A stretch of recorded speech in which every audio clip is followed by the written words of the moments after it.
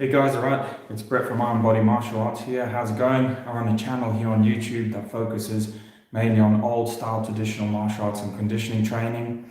I'm here in one of my training areas, so maybe the quality and everything won't be as good, but the quality is never usually that great. For episode 2 of the IBMA podcast, I'm here with my brother Dan. High quality, here he is. On an iPhone that's balancing across from the screen.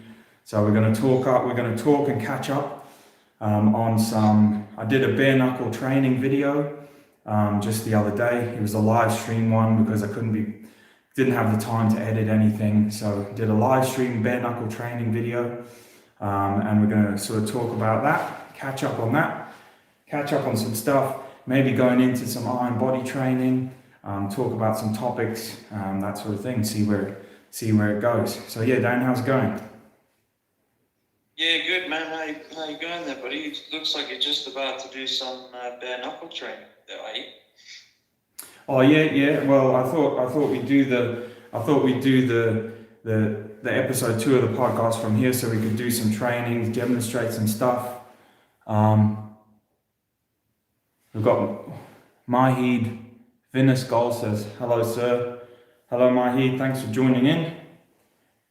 Legend. We've already got, we haven't even started talking. We've got Mahid here saying, can you tell us how to get iron palm? Or a lengthy topic. Yeah, a lengthy topic. Well, the thing is, Mahid, iron palm also includes lots of other exercises to strengthen your grip. Training of the arms, so you strengthen the grip, the muscles, the bones, the arms. But then basically, I do have a course, the Iron Body Martial Arts Iron Hand course.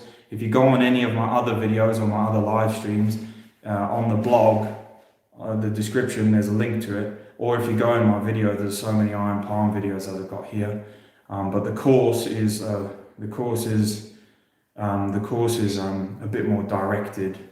But anyway, if you want to start there, Mahid, you want to start with your iron palm. You need to get like a bag of mung beans, like just a cotton bag or something. Put mung beans in it. A wall bag like this, like something like this. Yeah, this is full of iron. This is full of iron sand, or you get like a pair of old jeans or something, you cut the leg off, you tie one end, you fill it with sand, or you fill it with beans, and you cable tie the other end. Anything that you can make a bag out of, and then you strike that lots. But as well as striking that, you need to develop the strength and grip in your fingers. You need to train twisting, stuff like that. There's lots of stuff. Or you twist bundles like this, which is something we're going to look into today. You do twist things like this. It's great for jiu-jitsu. It's great for iron palm training. So you've got to there's so many different facets that you have to train. But go and check out my other videos after this. Like I said, on my other videos and stuff, there's the Iron Body Martial Arts Iron Hand course. It's on Udemy. You can go and find it there if you want. And it's really directed and stuff. Or you can just tune into live streams when we get round to it. Dan, we've got loads of comments here. We haven't even got to anything yet.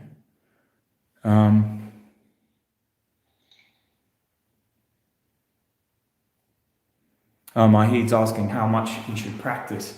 Well, it's really up to you, Mahid, for if you're practicing your iron palm. So it's really up to you to give you a number. You used to have to light a long incense candle, one of those, the big incenses. And you used to have to train until the incense had burnt down. So some clever person out there will know how long that is. But that's like real traditional style. But really, I don't know, do like 100 strikes or 50 strikes. But really, you should do a couple of hundred. So however long it takes you to do a couple of hundred strikes. And obviously, you got to vary your strength. You can even train it on like a boxing bag or any kind of bag when you first start, and you just do your strikes. Strike in the front, strike in the side. Yeah, like when you're very much starting, it's anything like that. Yeah, you know, you can even train it on your own body.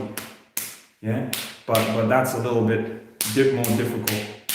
The skills are 72 secret arts of the Shaolin skill called twin locks. Yeah, where you train bones against bones. But yeah, mate, check out after this or whenever you want to, check out some of the other videos. There's so many iron palm videos. There's also Qigong and stuff like that you usually do for iron palm training, just to strengthen the tendons and lengthen them and get sort of blood flowing through them. Lots of stuff like that. It's a very complicated topic. But yeah, that was a quick rundown. What else have we got? Dimitri Chana says, what are the risks while performing iron palm training? Well, the risks are that you maybe you injure yourself, you get a bruise, but really you shouldn't get anything other than a bruise. I mean, look, you can see my hands. I've been training it for like more than 15 years. There's Dan, my brother, he's on the line there. So he's seen me growing up or whatever for the last, since I was 15, he remembers me training all these things. And like, there's my hand there. It's not really bust up. It's a little bit knobbly, maybe than it used to be, but it works, you know. It's not really that bust up, and I've been doing 20 years of the training. I don't have arthritis or whatever, so that's all right. What do you got to say about that, Dan? Oh yeah, no, I mean, obviously I've seen all your training without sort of injury, and I've just been, as we said in sort of the last episode, I've just been following your sort of knuckle conditioning regime, if you will. For the iron fist training. Yeah, iron, the knuckles since October 2019, and I don't have any injuries either because I sort of followed your guidance and not going too crazy with it, and then you sort of build up that density, isn't it? Yeah. So the important things to do gradually. So I had Dan for his iron fist training, or fist training, whatever you want to call it. I'm literally standing in horse stance, by the way, because this is the full thing. So this is good training too. But for Dan, I literally had him doing knuckle press ups and knuckle holds on this way and this way. And as well as that, he's trapped in a flat somewhere, but he was doing lots of striking. Firstly, on like a bit of a padded target, so he had like a pad like this, and he had it against the wall like this, where you guys can see here, yeah. And he just do, you just do striking, like something like that. And you used to do it. How much you used to do that, Dan? Tell the guys. Oh, I used to do it, and I still do it every day, but I would be like, let's say 30 to 45 minutes, like every day, kind of thing. Yeah, so that's a lot. What, just the striking? That's a lot of striking. How many strikes do you reckon you got that? Oh, no, with speeds, that's together with sort of knuckle press, not just strikes. So I'd say in total, let's say half an hour to 45 minutes of like different knuckle things. Oh, cool. For one day, so I would say. So maybe about 15 minutes of striking, maybe. Yeah, which probably, from my memory, it'll equate to nearly 1,000 strikes. If you spend 15 minutes, I forget, because I used to do 1,000 strikes a hand on my makiwara. So there's some old videos of me. It's a wooden dummy. I had a wooden dummy. I used to put a sandbag on it, and then I used to do strikes. 1,000 a hand, boom. But I think they used to take I think it used to be like 15 to 20 minutes, I'm sure, to do 1,000 strikes. Boom, 1, 2, 3, and that was per body weapon. So it was like 1,000 fists, 1,000 flat fists, 1,000 back fists, 1,000 chops, and then it was the same the other side. So it just go on forever. Now you guys know why traditionally, traditional Chinese or traditional Kung Fu style, that iron palm is only really trained on one hand. because you don't have the time to do 1,000 strikes per body weapon on two hands. It takes you so much time. I don't know if you tried that, Dan, did you? But you've just been doing the fists, haven't you? Yeah, correct. I mean, I should be. I would like to sort of go on to, like you said, like the back of the hand and stuff like that. But so far, it's just been knuckles and sort of some wrist strength that I've obviously been building. Since that period of time. Have you tried striking the backs of your hands just with your own hands, mantis style? Just with your own. You've shown me that, Beach, but I can't say that I need to sort of put time into that. I can't say that I've really done that. Let's see the old knuckles. Show us them knuckles. Oh yeah, hold on, we can't see that well. Go on, just bring them out the light there. Got some knuck there. There's a lot of light coming off the side there. It's probably the... I know the knuckles are getting good. You probably can't see it because there's like an extra exposure, I think. Oh yeah. No, that's all right. But yeah, the density's there, man. Like I said, now I can strike the hard objects and do the knuckle press-ups on sort of concrete floor or wood floor without like 20, 30 press-ups like on each angle without a problem. Yeah, no, that's good, man. Working, man. Definitely working. That's good. No, I know your knuckles are good and you've got them trained. So obviously the reason why we train the back of the hand is to also try and prevent that boxer's fracture if the bone, because obviously if you're punching, if you're practicing punching in compression, the bone's strong, but then sometimes it can hit wrong and it goes in, is it torsion, or it goes in, in the other axis, doesn't it? If you've got force coming down here, you don't want the bone to break or damage by that way. So that's why you should also do, if you do iron fist training, you should also do the backs of the hands, even if it is just striking them against your other hand, not that hard, just like this. Yeah, I'm going to add that into the regime now, it's for sure. Dude. Yeah.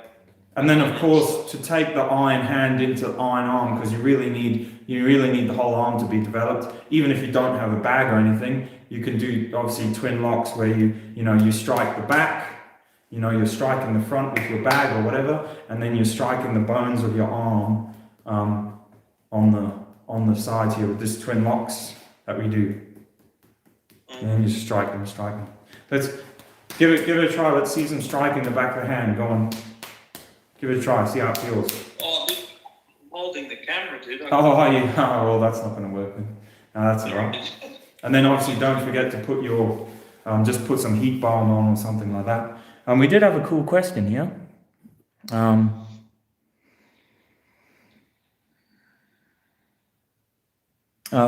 Mahid Vinesgol, he says, "So I heard doing iron head workout damages the brain." Now, iron head training, you basically just do headstands for a long time. So you should not be striking your head with iron head training for a long time. You just do headstands. Yeah, so you can do like yoga headstands, which are the supported ones, on a towel or on a carpet, on a padded floor, or on a sand pit, like is traditionally done. Yeah, and then you can take your hands away, so you do headstands, like you'll see guys videos and stuff of me doing headstands with my hands down by my side, my feet up on the air. You do headstands like that. Use a towel so it spreads the force around the head, and there's no damage that causes to your head. Obviously, you need to build up to releasing your hands, but it makes your neck strong, good posture, and they use it in yoga. They use that headstands in yoga lots. Yeah, so headstands are safe for you to do. Don't start moving your head and neck around or anything stupid like that. Just keep it bolt upright, chin tucked, neck up. That's proper iron head training. That's how you do it. There's no fantasticness to it. You just do that. You get the alignment correct. You do the headstands, whether you need to put your hands there and do them and hold, or you take your hands away. If you're gonna use your hands, you can do them free, like in the middle of the floor. If you're going to take your hands away, you put your legs up against the wall. and then you're fine. So no damage to the head, and it thickens the skull. Yeah, my sort of iron head or head conditioning isn't even the greatest, but a few years ago I went nuts with it. So yeah, it thickens the skull and it's good.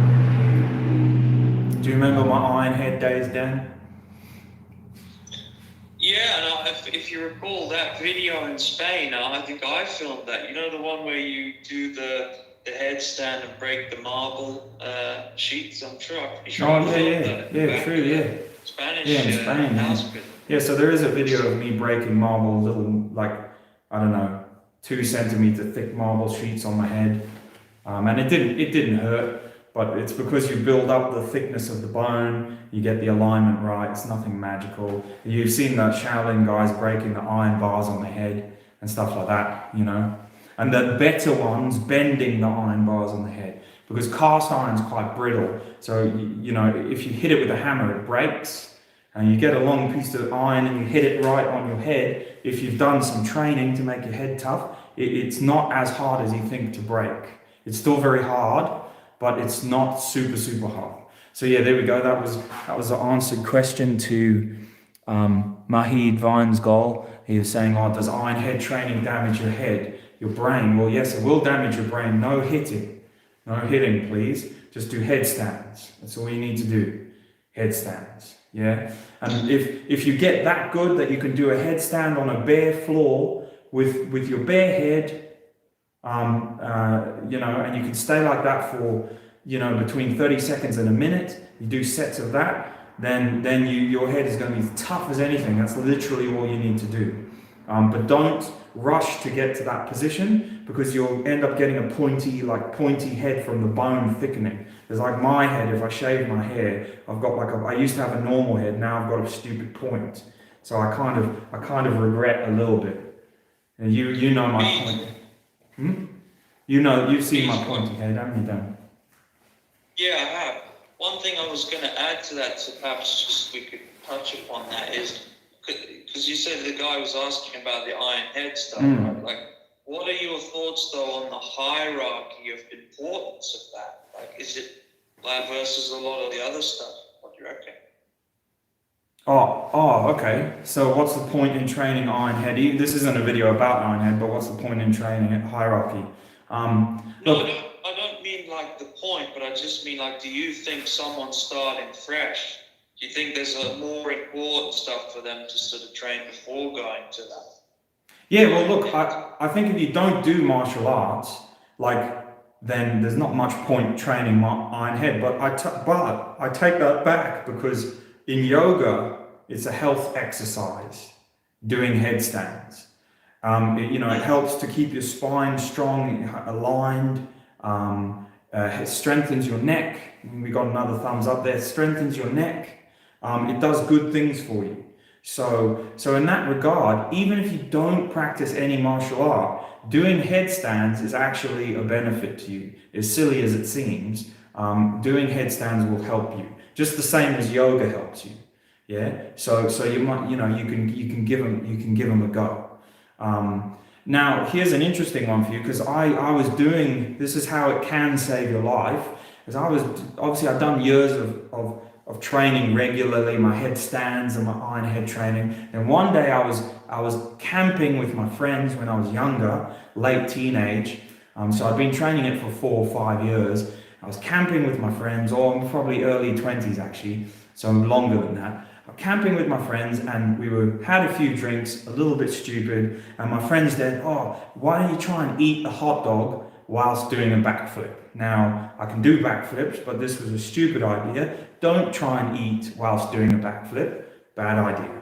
So anyway, long story short, I did a backflip whilst trying to eat this hot dog, and my brain didn't work, and my head dove like straight into the ground like that, and it twisted as well. And I remember like hearing my neck crack and obviously I got stunned because I remember my friend on top of me was trying to talk to me, and I said to him, oh, I'm fine. But he told me afterwards, I didn't say I'm fine. He just said I was like, just like talking gibberish.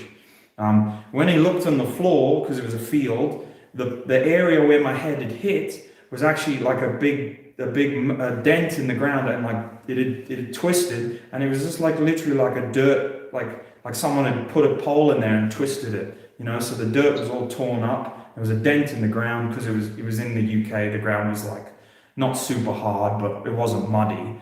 But you know, so there was actually a physical dent where my head had hit, and my friend was like, man, he's like, if you hadn't done that head training of yours, you would have just broken your neck. And I reckon so. If I hadn't done the head training, you know, like wrestlers do, like footballers do, like rugby players do, if I hadn't done that head training, the neck training from the headstands, I reckon I would have just broken my neck that day and I'd be in a wheelchair. As it happens, I did hurt my neck quite a lot, and it was sore for a good couple of weeks, but I didn't have to go to the doctor. I didn't go to the hospital. I had a sore neck and shrugged it off. So there we go. There's one benefit of doing iron head training. If you do something stupid or you have an accident and land on your head, it might save you because it strengthens your neck. So there we go. There's a story for you. I don't know if you remember that, Dan, when I came back to Belgium. Yeah, I remember about the sausage flip and stuff. Oh, Sensei Emmett's here. Brett in a gi. Unusual. Yeah. Sensei Emmett says, the more I watch these streams, the more I think it would have been good being your mate growing up. Yeah, it would have been Sensei Emmett, you know. We're not from too far away, worlds apart. And yeah, me and my mates were just always going out, you know, training Kung Fu in the woods, like we, you know, or me on my own, a lot more often me on my own, but me and my other instructor, we'd be going out, you know, we'd tie towels to trees and we'd be like hitting them and punching them and kicking them with our shins, and like finding logs and kicking them and getting big welts on our shins and just doing stupid shit like that. Training too hard, I guess. Dimitri says, have you ever found a situation where iron palm training came in handy? Well, we'll go on to that one in a bit. Mahid says, sir, I know doing Shaolin Kung Fu is great, but they learn lots of arts, and arts like Wing Chun does not come in effect in real street fight. Could you please tell? Does Wing Chun work in a street fight? Hey, look, I'm not super knowledgeable on Wing Chun. I do get a lot of people on the channel talk to me about Wing Chun. Usually people from Wing Chun come, and I don't know why they come across to my channel asking about training stances, and of course they've also got interest in conditioning and iron palm and stuff. So you know, I know Wing Chun's a very intricate art. I don't do Wing Chun. I've had a few mates who did Wing Chun in the past and had some spars with them and stuff. Certainly a very interesting art. My belief and understanding of Wing Chun is that you know, if it's something you want to pursue and something you want to do, and it's like a sect of Kung Fu, you know, so it's a specialization, you know, it's a real specialization of Kung Fu. And so, yeah, if people want to train it, that's great. Does it work in a street fight? I think it's more down to the person who trains it. But yeah, it does have, you know, I have had a lot of Wing Chun practitioners come to me, and I think that the some, not to learn off me, but the things that they've said, a lot of them have said to me mainly is about stances, you know, because they see sort of bigger stances and bigger stuff from other martial arts, more powerful stances, and you know, maybe they're just low level, I don't know, but you know, there is, you know, they want to train their legs more, and I just tell them, well, go and train your legs, you know, go and do some other stuff and train your legs and do some squats and do some other kind of Kung Fu or whatever to train your legs, you know. But yeah, that's like an endless topic. Dan, what do you think is Wing Chun good for street fighting? What is street fighting? What is street fighting? Well, I think this is just my opinion. I think it's better than not have any art. You know, I think everybody could agree to that, right? It's better than just practicing no martial arts. Yeah. Yeah. But is it the best? I think is very much. I personally don't believe it's the best for sort of. Not that I'm some sort of street fighting anything. It's just sort of my opinion. Because you're Muay Thai background and wrestling and some MMA and stuff. I personally believe that, like, and perhaps we can sort of touch on that, as like the MMA beats that I do, as you know, when I came to you, I came to you because I wanted to do the Muay Thai again and start getting into the MMA, which was sort of the Jiu-Jitsu and the wrestling. But I wanted to, because I'm sure there's a lot of people, right, who join those clubs just for self-defense purposes. It's like not everybody's going to go in it to be sort of competitive or anything, are they? They're just sort of either sort of your own health or fitness and maybe some self-defense and stuff.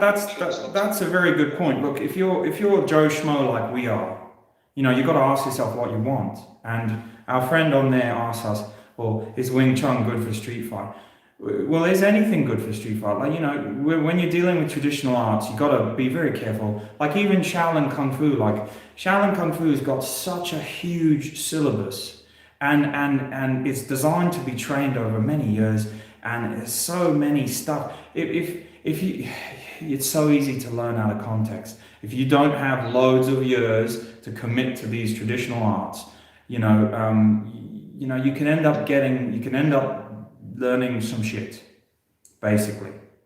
You can end up kind of, beauty looks at mirror and, stuff like this. And it's not shit. It's good stuff, but it has its place. And there's probably more modern, effective stuff you can quickly do if you're that way inclined and you don't want to commit to some of these traditional arts like some of us have. Sometimes learned the hard way, but also it's down to you. Look, better than nothing. Yeah, if like my mate who took on Wing Chun, he was a karateka, which is good. So he already had the stances, he had the kicks, he had all his other moves. Then he learned Wing Chun, and what it did is it really gave him more, because obviously karate is quite, that style of his karate was quite, it was quite block. There was not a lot of grappling. It was just a traditional, well, I wouldn't say traditional, but it was a more modern style of combat karate with some sparring. So that was good. But when he did Wing Chun and then we sparred him, the Wing Chun taught him to be a bit more fluid. It taught him about trapping, just stuff he would not have done in his karate. So it benefited him. Because I remember when I sparred him after he'd done a few lessons of Wing Chun, he was doing the bong sows and the fuk sows and stuff. And just different kinds of attacks, and he was learning about Ging, which is something that exists in karate, but he never, he was a black belt, but he they never expressed it that way. It did him good. So, like Dan said, something's better than nothing, isn't it? You got to ask yourself what you want. That's a good point, Dan. Sorry. Go on now. You go. No, just that I see what Sensei Emmett said there, and I think I forget. Sorry, what was the other guy? Was it Roy Keane? Or sorry, I'm sorry, I forgot the guy's name. The guy who just posted just before Sensei Emmett. Mahid Vinesgold. No, the other guy is a Keane. His surname's Keane. Oh, I don't know. There was Dimitri. Oh, I don't know. I'm going back here. I think it's disappeared. Well, anyway, I saw he put a post up and he said that he learned, I think he said for street fighting, whatever, so he learned how to throw check hooks, uppercuts, knees, elbows. Yeah. And I think, just from this, once again, this is just my opinion, but I personally think, obviously sort of street fights have to be avoided at all costs unless you can sort of, you've got no choice. But I think if you want to, maybe let's not use the word street fight, but I think for sort of self-defense purposes, this is my own sort of my own sort of thoughts on it, is that for me the best thing I could do was follow your IBMA sort of striking conditioning, all the sort of conditioning for fists and shins, things like that, and then go, if you can, go to your sort of local MMA club and learn a bit of Thai, a bit of boxing, bit of wrestling, bit of jiu-jitsu, mix them all together and mix them with IBMA conditioning. I think you've got a really good mix. Because that's a good point, guys, and that's something that I've always done, is that I love the Shaolin conditioning. I love that side of things. And I've always enjoyed the conditioning and the 72 secret arts of Shaolin. But I'll tell you what, nothing beats, you don't have to do it this way, But even if you don't know anything, it's pretty easy these days to toughen up your body. Yeah, you can do fitness and endurance training, militaristic style, pack marches, running, holding bars, this, that, and the next thing. Then you can do conditioning training that you can learn in Kung Fu, you can learn in Karate, you can learn in Kyokushin, you can learn here, you can learn from lots of other places, and you can build up this conditioning training. And you don't need to be a good boxer or anything to do this simple, easy conditioning training. And then you take it to, or add it to whatever martial art it is that you do. And that's pretty much the formula that, well, that's what you've been doing, Dan, now. That's what I've been doing. And it's pretty cool. You know, I can go off and do jiu-jitsu, and the training helps me. I got the grip strength helps me. The gripping exercises help me. You know, it all melds into one. So these days, I think training a broad aspect of things is really good. You know, but also recognizing the good stuff. Hey, we got a lot of questions coming here. So, Sensei Emmett says, I remember a few years back, my daughter got me involved in a race at her school, running backwards against other dads. I fell, almost crushed my head on a rock. Ooh, horrible. Yeah, we were talking before about how I like nearly broke my neck doing a backflip, trying to eat a hot dog. But luckily I believe my like 4 or 5 years of neck training, doing the iron head training saved me, because it strengthened my neck and head. It hurt like hell and nearly knocked me out, but I wasn't broken and dead. Brian Keane, hello Brian, says I had bad injuries including Akita Kangol mixed bite. Also got my hand smashed. If not iron limb conditioning, I'd be screwed. Oh, cool.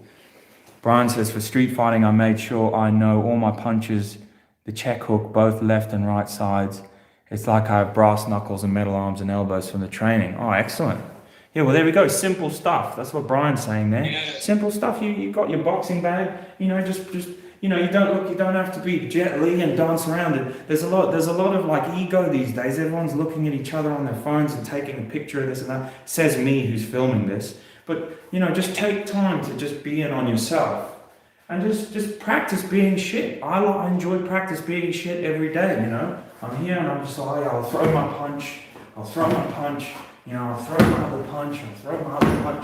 You know, oh, let's try a low punch, you know, with an elbow and a low one, and you might try this, you know, whatever it is you want to try. Like the other day we did a live stream where we were just literally striking the bag for bare knuckle conditioning. We're just striking the bag low, again, we're just striking it high. And then you can work on your combos, you know, coming off the line, you know, stuff like that. Go to a boxing class. Sorry, I don't want to use my left hand too much because from more than an hour and a bit of last time's training, I skinned my left knuckle because it's. You got to get some of that tape. But I didn't skin my right. Oh no, that's all right. I didn't skin my right though. I punched more with that, just a little finger. Not bad for more than an hour of training on this thing. I was just being silly with that one. All right. So what do we got? Let's get some more questions. Sensei Emmett says, street fight usually lasts seconds. After 28 years of training martial arts, I've found that outside of training, a basic punch will end most street fights. Extra stuff. Yeah, exactly. It is really true, and I agree. Look, I agree with Sensei Emmett on that one. Like, if anyone's been in real confrontations and real conflicts, even real like wrestles and stuff like that with people on the ground or whatever, they don't last very long until someone gets taken out of the game. Yeah, these silly fights you see on YouTube where these people are like, I mean, they're obviously real fights because they're there and they're real, where two people are squaring up and they sort of box for each other, or they have this big long wrestling match. They're very few and far between. They're very rare. Also, those people are lucky that no one else has come in and just destroyed them. You know, everyone's allowed them to have this match that they filmed. Yeah, but more realistically to that, like Sensei Emmett says, the dynamic of people hating you, wanting to hurt you is different. The feeling is different, and it doesn't last long. You know, it doesn't last long. You know, before someone gets the upper hand, you got to be able to survive that upper hand. So, I had an incident couple of months back where someone was smashing up like houses on the street. then we got called. We, you know, went after this person, and I saw 3 guys in the park. They're pretty big, sort of burly looking guys, and yeah, I saw them and I was like, oh shit, you know, like those guys don't look like friendly. Luckily, 2 of them stopped and talked to my mate. I went after the other one and ran off. He was the one who was doing the smashing. So I've run after him, and like, you know, I've been like, yeah, stop. He's turned around and seen there's just one of me, and he's gone off. I'm gonna nail this guy. You know, there's only one of him. So he's in the middle of the freaking road. So you know how you say, BJJ, like no one wants to go to the ground. Well, you really don't want to go to the ground in the middle of a road. So this is another thing, like, these crazy, stupid things can happen. You're in a real fight with someone, or you're trying to restrain them or detain them or whatever, and you're in the middle of a freaking, literally, like a 4 lane, not a road, yeah, a main road. Not like a big interstate, but like a main road. So I'm there in the middle, and this idiot's bouncing in the middle of the road, going, oh, fucking come on, like this. But, you know, just still not sort of doing anything. And I was like, looking around, seeing these cars. What the poor cars must have thought? They must have been driving in the middle of the road and gone, what the hell's going on here? There's this like cop jumping in the middle of the road with this idiot over here. You know, what the hell is going on? So I just remember, I was just like, well, I don't know what to do. You don't think of things. So I remember I just did the old reach and grab for the throat, because I wasn't pissing around in the middle of the road. We could both die. So reach and grab for the throat, and I just ran him back. We both tripped over the curb. I did a video about it because I was doing the escape that we did. We both tripped over. Anyway, long story short, this guy lands on top of me. He's in mount, and he's getting ready to start sending punches in. And yeah, I've just done the easy thing and just, you know, put guard around him, pulled him in, you know, posted out one of his arms, like literally gone around one of his arms and just flipped him over, and then it's gone on from there. So, but I'll end that story, but that's what I'm saying. You know, you don't always end up in the strong position. So I was in the strong position for a second, then we hit the ground. This guy was in the strong position. He was going to start nailing me. Luckily, that's when a bit of martial arts skill comes in. Boom. You know, I regained a strong position, but it wouldn't have lasted for long unless I had something else to do, because he's struggling. And that's when I've taken away one of his arms and flipped him over. And then I've been on mount, but my mount was better than his because I was actually training. So I've managed to maintain mount. Two sneaky short headbutts, which Dan liked. You like those. 2 sneaky short headbutts, not big ones, which is the point that you enjoyed, Dan, because I was like, if someone's on the floor real and you're going to give 2 sneaky headbutts, you're giving them for effect, because you're trying to control the arms. 2 sneaky headbutts. But if someone goes like this, if you're trying to control their arms on mount or whatever, real, and you know, like I was, and you give a big headbutt like this, 100% the guy's going to move, and you're going to headbutt that concrete. So yourself, man.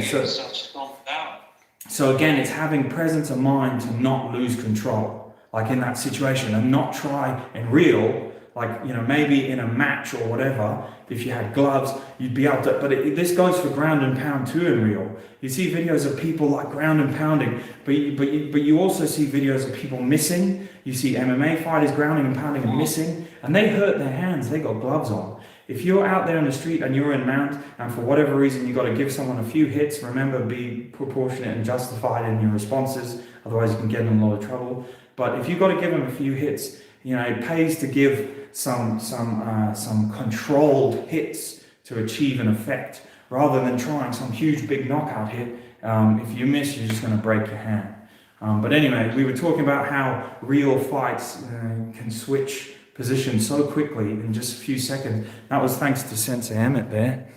Brian Keane says, I've been doing Dragon for a while. My training partner, a Special Forces former. I learned the system he was taught. Each other. He's now doing Iron Limb. We train bare knuckle. He notices the hardness. Oh, well, that's cool, Brian. I don't know what Dragon is, but maybe Brian can tell us what Dragon is. Is it a kung fu or is it a karate or something? Mahedi Vinsgol says, you have been a very good help. Thank you, sir. No, that's all good, bro. Yeah. We will.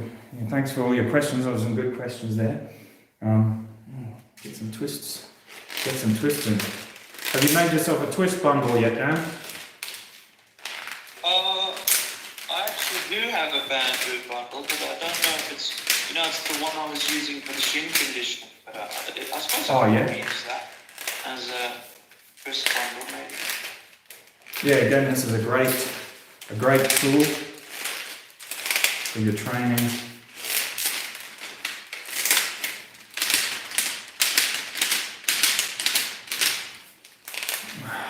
And people might wonder what the purpose is of this. It seems silly. Like this makes sense. Twisting makes sense. Any kind of twisting makes sense. But why would you rub and crush? Well, rubbing and crushing puts a lot of force on the tendons. It also puts force through this power arc of your body. This punching arc here that you have. So yeah, just a simple act of trying to crush this stick and rub it at the same time, it really strains these muscles, yeah, and it practices good for your striking, yeah. But also it's good for your grip, yeah. So it's just this nourishes the fingers and nourishes the tendons, yeah. And you'll see if you do gripping and twisting. A lot of gripping and twisting, and then you do the rubbing, it like renews your fingers. You can do more gripping and twisting, yeah? Which is cool.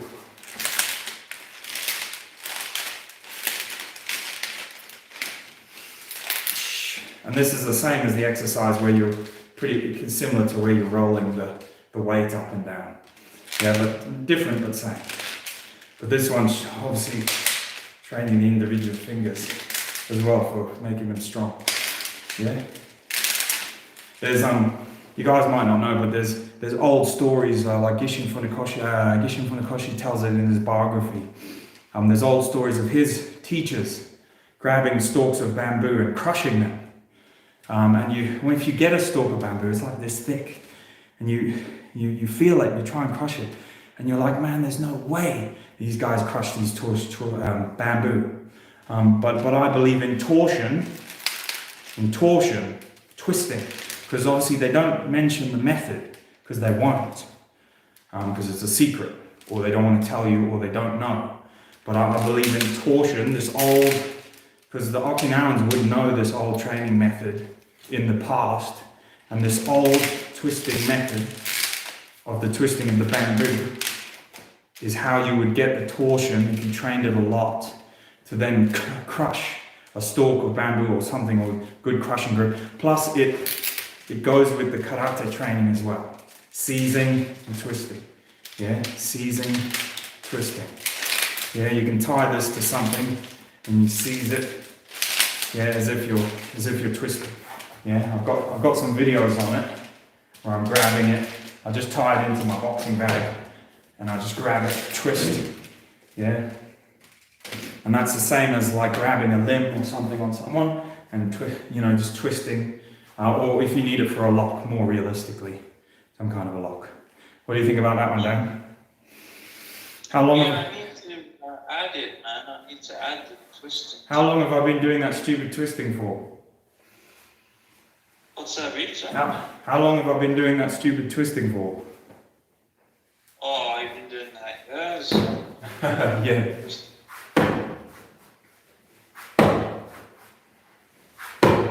So yeah, this is training the knife, rich hand, very powerful punch. Great as well if you've skinned your knuckles on one hand, and you can train that on one hand, yeah, which is usually what I do. Yeah, you can train that on one hand to varying effect. Don't hit too hard, and then you can train your normal hits on the other. Yeah, so 1, 2. 1, 2, 1, 2, yeah. 1, 2. Well, you don't have to be so rigid either. You can, yeah, you can train all the different ways that you want to train. All right? It's all up to you. Let's see if we got some more questions.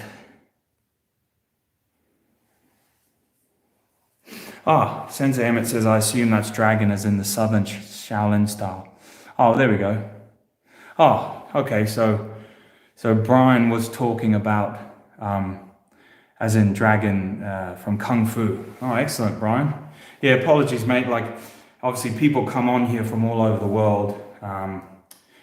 And yeah, dragon, they might be referring to like a dragon, the dragon form of Kung Fu, but they could be literally referring to anything. Dragon, karate, who knows, anything. So, but that's cool. All right. How's about that Deontay Wilder and freaking thingy fight, Dan, today? Yeah, man, that was a masterclass. What's it? Why have I forgotten Get a it? chance to check that out. Deontay Wilder and why is his name slipped down my head? I'm a loser. Who, bitch? His name is slipped down my head. The Irish guy. Oh, Tyson Fury. Yeah, there we go. Stupid me. I've been talking about it with my mates at work all day. We didn't get to see the fight because we were working, but yeah, what a cool fight that was. I've seen clips of it now. That's got to be one of the best. I think the general consensus is that that's sort of one of the better, right up there, top tier heavyweight fights, man. That's even if you don't like, even if you maybe just do traditional, or maybe you don't follow boxing or whatever, you can only respect that sort of skill level. I mean, at the end of the day, because the guy is 6'9", yeah, man, and he's what was he at 277 pounds, moving like that, sort of like the head movement. That's something you only see once a generation, man. That kind of skill. What a legend, man. Yeah, what a legend. I will catch the full fight. I will watch it. But I've seen bits of it, and obviously I know who wins or who doesn't. I won't say for anyone who hasn't seen it. Sensei Emmett says his clubs are called Dragon All-Star Martial Arts. Lots of martial arts are mad about dragons. Yeah, definitely. Definitely. Did you get any training done today, Dan? I was at work.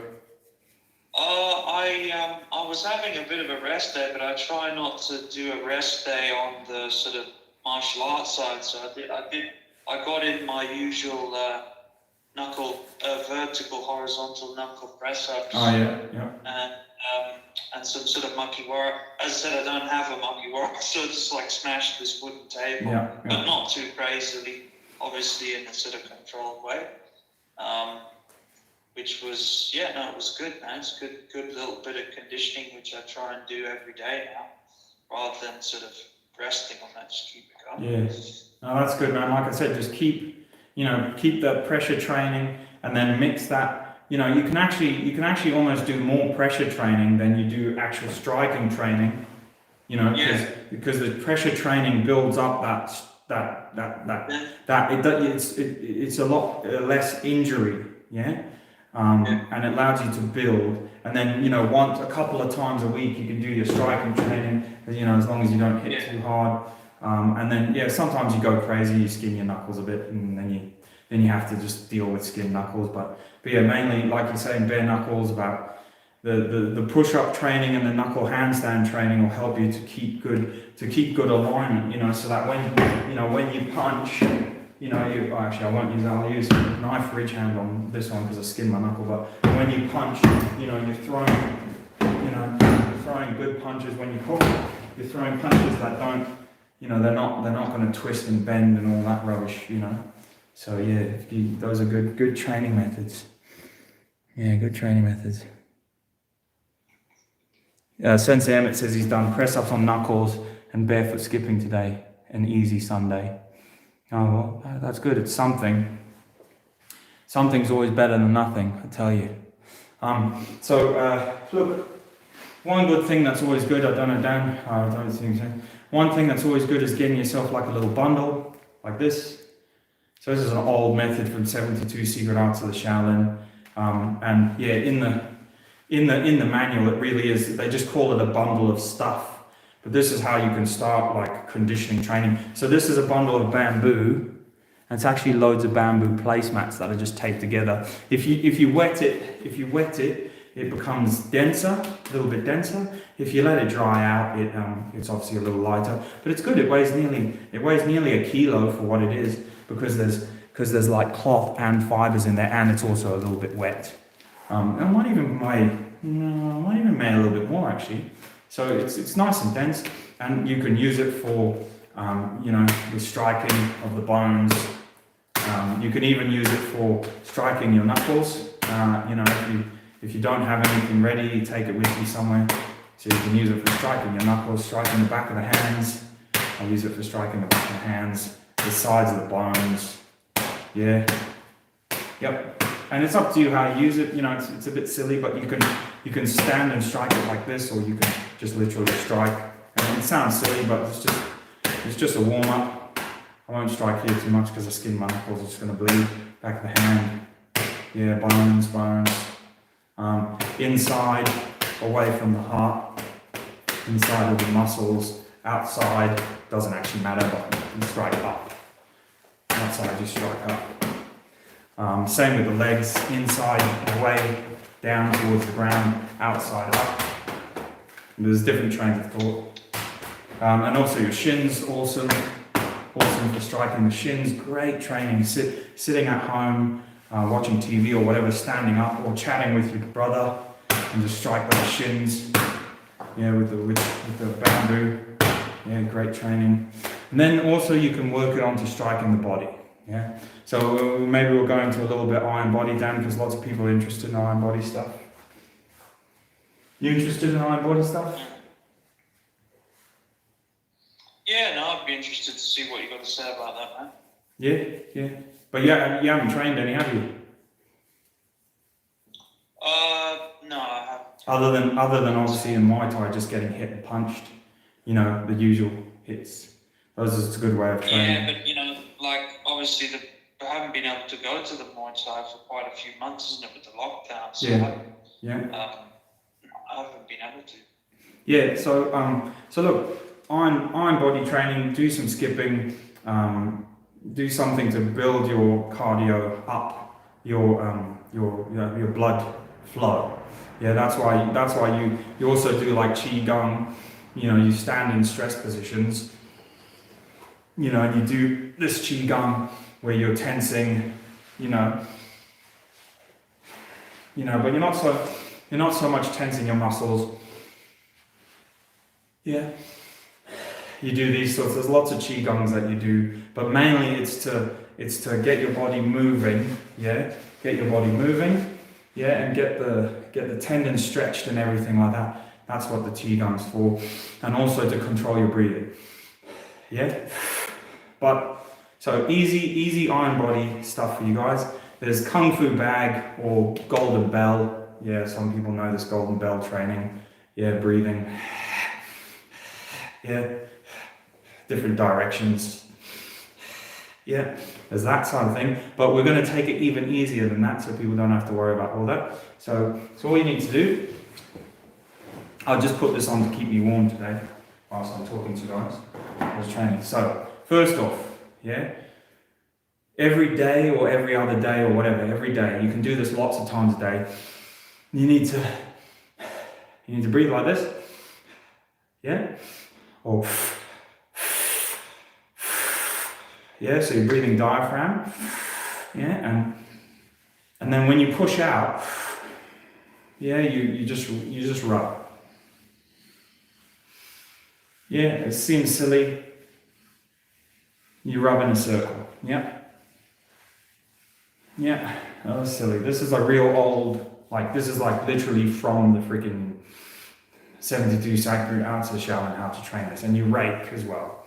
Yeah, so it seems silly, but this is the very beginning. If you persist in doing these trainings, you will get golden bell or iron body. You can develop it. Yeah, but these are the annoying trainings you have to persist in. Yeah, first is the breathing. Yeah, see how that. Yep. Yeah, you control the breathing. Yeah, And you do that just by making like a straw with your lips. Yeah? It's easy, yeah? Everyone can do it.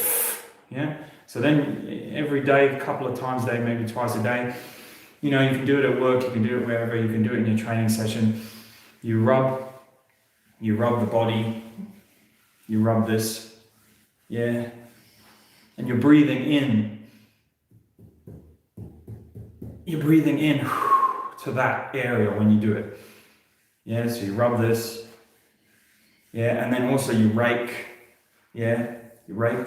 You go around the back and you do the same. Yeah. And you try and push out. Yeah. And you rub the kidneys. Yep.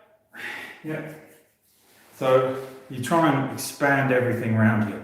Rubbing the kidneys, rubbing here. And that's pretty much your training, yeah? You can take it out onto the chest if you want, but it's really this area. This is a vulnerable area.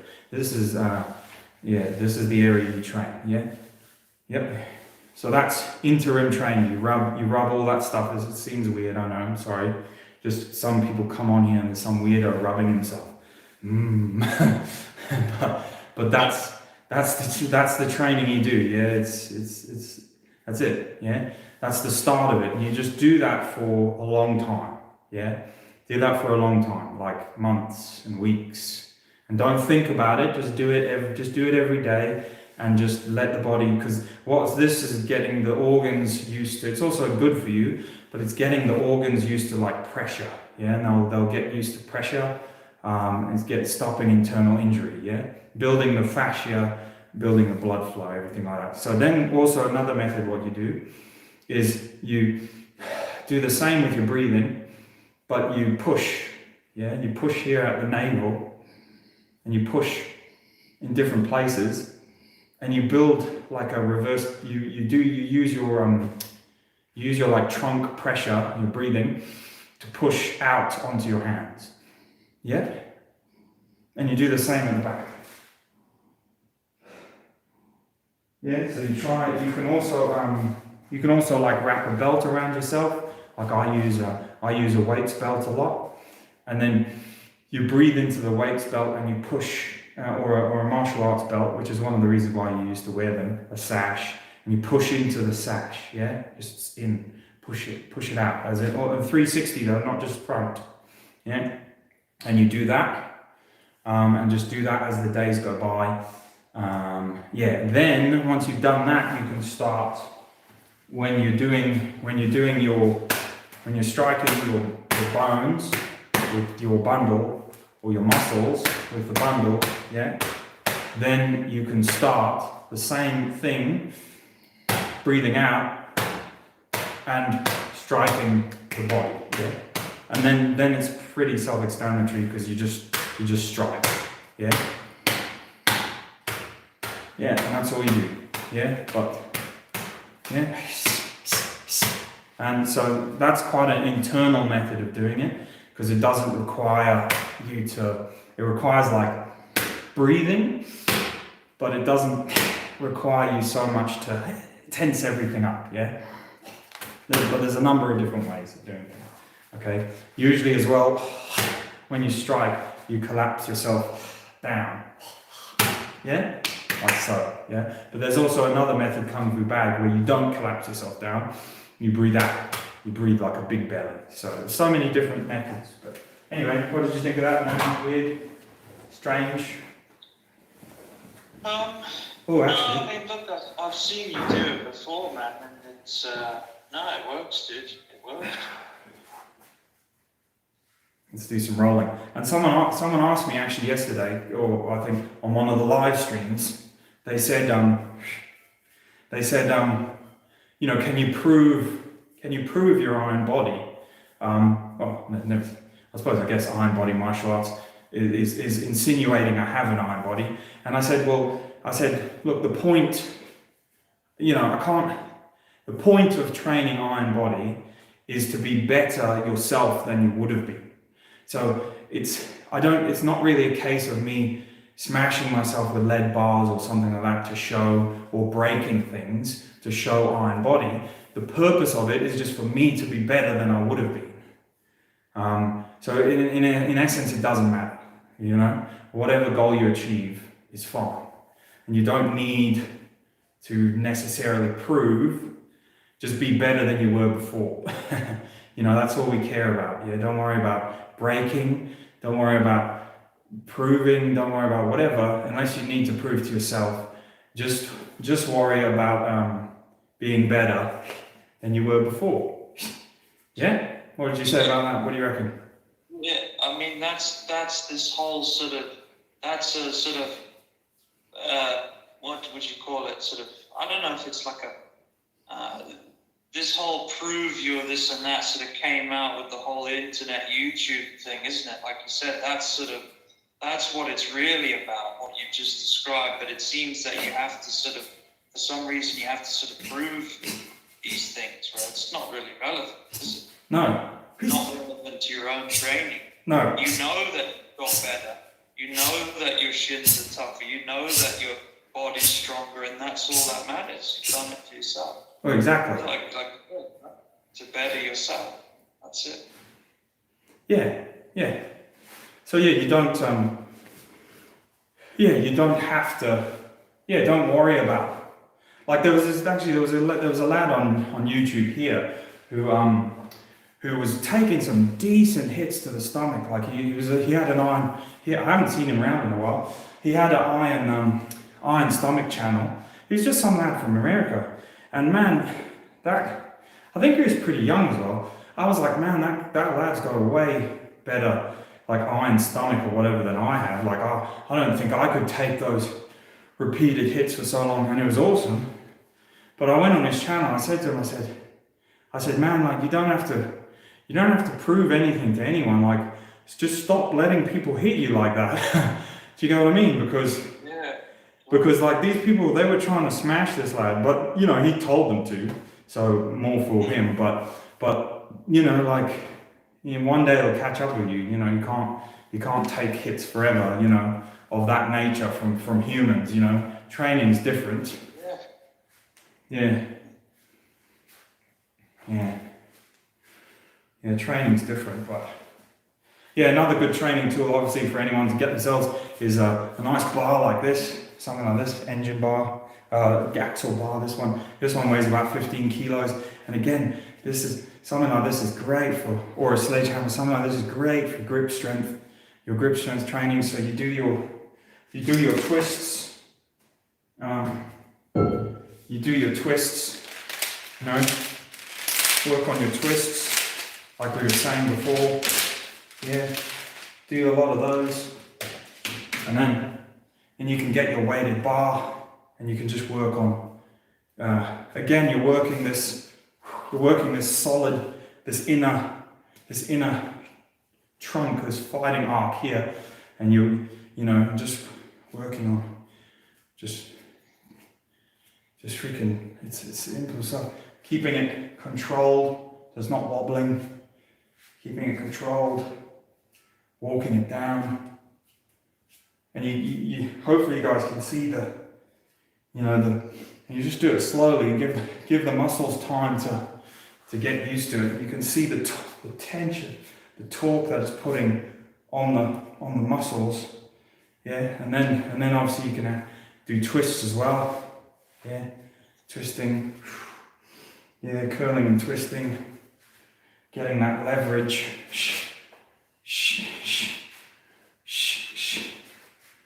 And again, just a great training tool, absolute. You know, you can just work all sorts of things with these bars, presses. Those are more traditional things, but I like using them for lots of twisting exercises. Yeah, whether it's twisting like this, or twisting hammer curls, yeah, definitely, or holds, static holds. Oh, I can just feel the burn. Just feel the burn on them holds. Yeah. Man, I wish I had one of those. How much does that weigh? 15 kilos, is it? Yeah, 15 kilos. Man, you could have done with one of those during the lockdown. That would be awesome. Oh, these are great for lockdown. Yeah, because what I'll usually do is I've done a video, you do like 60 curls, then you just do like 60 presses. With it, that's awesome. Yeah, 60 presses, 60 tricep extensions, or 30 or whatever you want to do. Yeah, you can use it for upright rows. Upright rows, and it's so thick as well, so you're getting that grip training. And then also you don't put it down either. That's the, set yourself a set, like you're going to do 30 of each exercise, and just don't put it down. So you do 30 curls, you know, however you want to do them, 30 presses, 30 tricep extensions. Shrugs and stuff with that. Yeah, and then you haven't put it down yet, so your hands are burning, and then you do 30 upright rows. Yeah, your hands are burning like a bastard. You know, you do 30, whatever the hell you call these things. Yeah, 30 again. Yeah, whatever you want to do, 20, 30 sets, however many you want to do. And then once you get back to the beginning, oh shit, do a few grips like this, just to really rinse the freaking tension out of your hands. Keep yourself breathing. Yeah. Obviously this is just a bit of a demonstration. Do some, I don't know what these call. I call them like casts, where you sort of just cast it out a bit, just to really get those tendons. You bring it back. Yeah, you can also do mace bell style things with it like this. Yeah.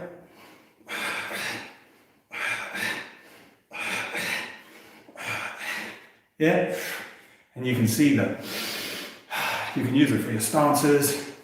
Yeah, standing, standing, standing. Yeah, and of course you can use it for rolling the freaking forearms. But I like to roll it on the bones, which is a little bit more evil. So it's not difficult to roll it on the meat of the arms. No. That's fine. Or to twist. But yeah, to actually roll it on the bone.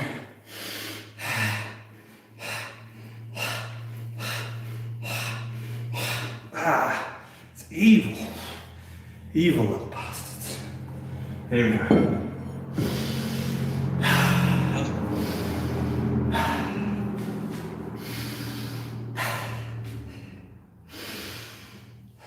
We'll have to do a Qigong stream as well, Dan, because we haven't done one of those in a while. What else you got to add on there, Dan, sir? Oh no, just that, like I said, it would have been awesome to have one. Where did you get that thing from, anyway? You can get if you go to like an Auto Wreckers or any kind of machinists that machine steel, whatever. I don't know what you call them, but like a metal workshop or something. They'll have different gauges of thickness of steel, and they'll just be able to, that cost me 50. I think it cost me 50 Australian dollars, so it's pretty much nothing. That's so much cheaper than all the, like if you think about it, especially here in Australia, like if you sort of tried to buy the equivalent training equipment would cost you so much more. Oh, than $50, right? Don't, because they're called torsion bars. And if you go online to like 511 or whatever, or tactical, you can usually get them on like tactical websites or whatever.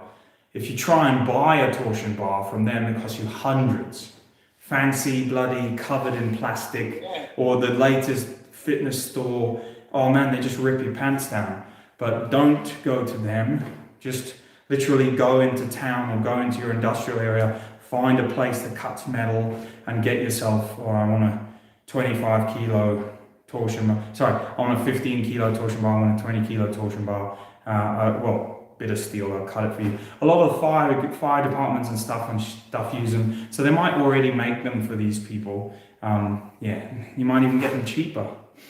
Yeah.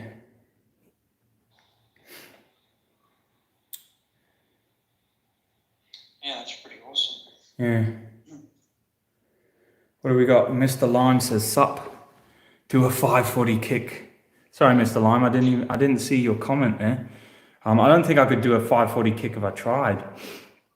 Sensei Emmett, if you're Irish, give a bundle of bamboo to your wife and tell her to hurry up and make dinner. She will definitely beat you with it. There we go. Lawrence Price says, pressure training increases the fluid stored in the hands and wrists, making striking a little safer. The longer you do it, science backups what Shaolin has known for a long time. Well, there we go. Exactly.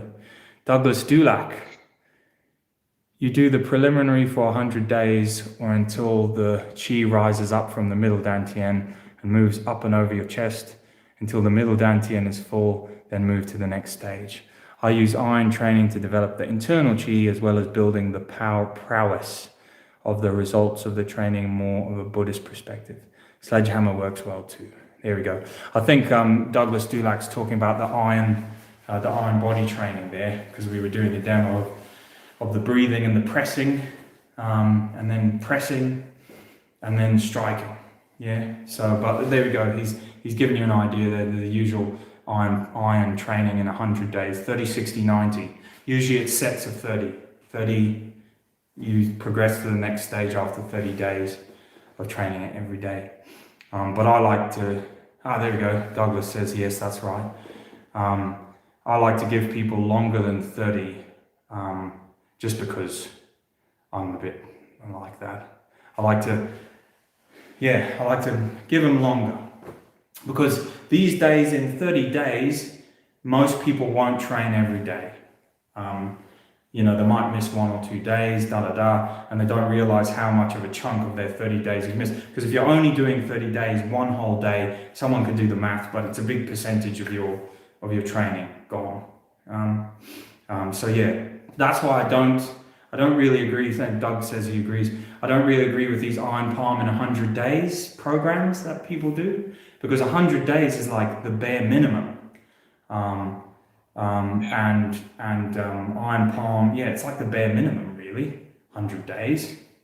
Yeah, it's a bit quick, isn't it? Yeah, well, it's all right, but you get good results, but literally 100 days, 30, 60, 90, it's like master iron palm in 100 days, or no, it should be start iron palm in 100 days. After 5 years, you're considered like a young master. After 5 years. Yeah, and that's yeah. But yes, you can progress in 30-day chunks, but 30 days is not a long time. I actually like to progress in 90-day chunks or 100-day chunks. So that's why people do this iron palm in 100 days, and I'm like, yeah, 100 days per stage. So 100 days hitting sand, 100 days hitting freaking the next thing, 100 days hitting the next thing. Then you're almost on to a year. Yeah, so, but yeah, no, I don't know. How long have I been doing it for, Dan, would you say? Oh, gee, man, that's since we're in Wales, isn't it? Just before you left for Belgium. So how many years ago is that? Well, I keep telling everyone here I was like 15 when I started. Maybe younger. Actually, we weren't slightly younger. Maybe. I can't remember. Yeah, Douglas Dulac says, no, it takes 3 years plus. He says you can get real iron shirts in a few years. Yep. Over 15 years. Sensei Emmett says it's like black belt in 2 years. Yeah, you have a black belt, but what's it worth? 100 days to iron palm. How dense is your knowledge? Why rush? Slow and steady makes the master. Yeah. Douglas says you mentioned this in a video before. I don't know if he means when I started the training or whatever. And yeah, I'd like to be better as well, like we all would. But we all have life and stuff like that. And I'd like to be a lot better. And you can only do, Douglas, yeah. Look, that's the thing. So that's again when one of the guys, and it was a genuine question, when one of the guys came on last night, and he said, look, can you prove your iron body? But iron body training isn't my even though it's called iron body martial arts, iron body training isn't my best speciality. I do enjoy training it and I do train it, but I'm by no means some iron body legend. I can take a good strike though, as Dan will probably remember. But But yet it's more importantly, it's about making yourself better. Don't know what you think about this, Dan, but any kind of conditioning or any kind of training, obviously unless you're going to fight someone in a ring, but you might fight someone in real life, all you can do is be better than you were before. So one of the guys said to me yesterday, and it was a genuine question, it didn't come from a bad place. He said, can you just prove your own body training? I guess he wanted me to hit myself with a bar or something like that. And I could have done that, but I can hit myself with a bar now and be fine, and then go off camera and be hurt. You guys would never know. Yeah.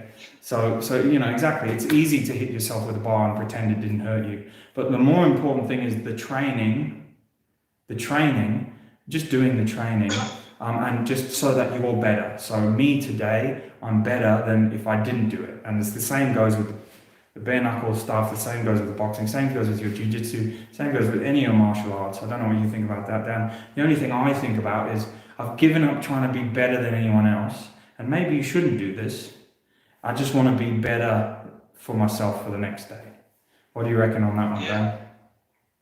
No, absolutely, Beats. And I think it's like specifically with for me, like with what because as you know, I don't do all the stuff you do. I sort of focus on sort of knuckles and the punching side of things. But like I think specifically if you're sort of doing all these different martial arts, sort of the striking based martial arts, like maybe boxing, Muay Thai, karate, whatever, I think that's what sort of the IBMA training gives you too, is just that confidence that that if you did have to throw that fist, all I would say is the confidence that if there was some rare event that you were forced to use your God-given weapons, without sort of any coverings, that you have a bit, you have some confidence that you can sort of throw that and not feel sort of, not be in fear that, you've trained to, because don't you find it ironic, these a lot of people, you do all these martial art training, like especially think about all the striking training you do. I'm not talking about necessarily karate where they do some bare knuckle stuff, but you do all these years of striking it. If someone says to you, okay, strike that without any coverings, you don't feel confident. You sort of damage yourself. That's what I think IBMA also brings to the table, isn't it? It's just that sort of confidence in the conditioning. Whatever you want to call it, whether it's IBMA or Kung Fu conditioning or martial arts conditioning, it's all in the same boat, I guess. But actually on that story, that's one funny thing, is because what's the biggest piss take thing people always ask you? This is one thing I enjoy about conditioning, is one of the biggest piss take things people ask you, like everywhere I've gone all over the world, I've been in quite a few countries, quite a few different jobs, is when people talk about martial arts, maybe not so much these days, people are a bit more educated, but the number one people thing always ask me is they're like, oh, you do martial arts, are you a black belt in something, can you break that? Can you chop this in half? Can you break this? Can you smash that? And I actually quite enjoy those conversations, because usually they ask me something, I'll say, could you smash that? Or could you break this? And I kind of go, actually, yeah, I probably could. Or, yeah, man, I could hit it a couple of times really hard. I wouldn't bust my hand, Or can you smash this? Or, and I might smash that, if it's somewhere where it's appropriate, hit this, break that. And I kind of find that quite funny, because it's almost like this black belt test that everyone imagines all these black belts can do. But not a lot of people, do Tomeshiwari or breaking, as, whatever you want to call it. But it is nice to be able to, have the bone density or strength or whatever you want to call it, technique, to be able to do a few of these traditional breaks or classic breaks, and and at least it, like Dave was saying, it is Dave, isn't it? Sorry, like Douglas was saying, it doesn't actually matter if you break stuff or whatever. It doesn't matter what your demonstration is. You can use it to show people, but sometimes it helps. It does inspire us, because I remember, we all probably remember watching like Van Damme films and this and that in the past, or Bruce Lee films where he like smashed the ice block and kicked these things through. And back in the day, we were just like, oh my God, that's so amazing. To me anyway, that was like the quintessential thing of martial arts. Some people, I guess it might be a technique or this or kicks, But to me, when I saw, you know, Bruce Lee doing those things, or Van Damme or whatever, I was just like, oh man, or Chuck Norris, I was like, wow, you know, how can you be so tough that you can just break this ice? And actually ice is like horrifically hard to break. You know, I like every now and then, like, you know, I'll have a big freaking turkey or something like that, and it'll be frozen solid, and, you know, I'll like need to break a leg off it or something, or a chicken or something, or some big rack of meat, and, you know, it can hurt the most hardened hand, you know, if you need to. It's a bit silly that you like break a steak in half, or you know, this is just, I mean, stupid shit, but honestly, there's a few times that the old choppers come in handy. It's come in handy more times for just like chopping food than it has.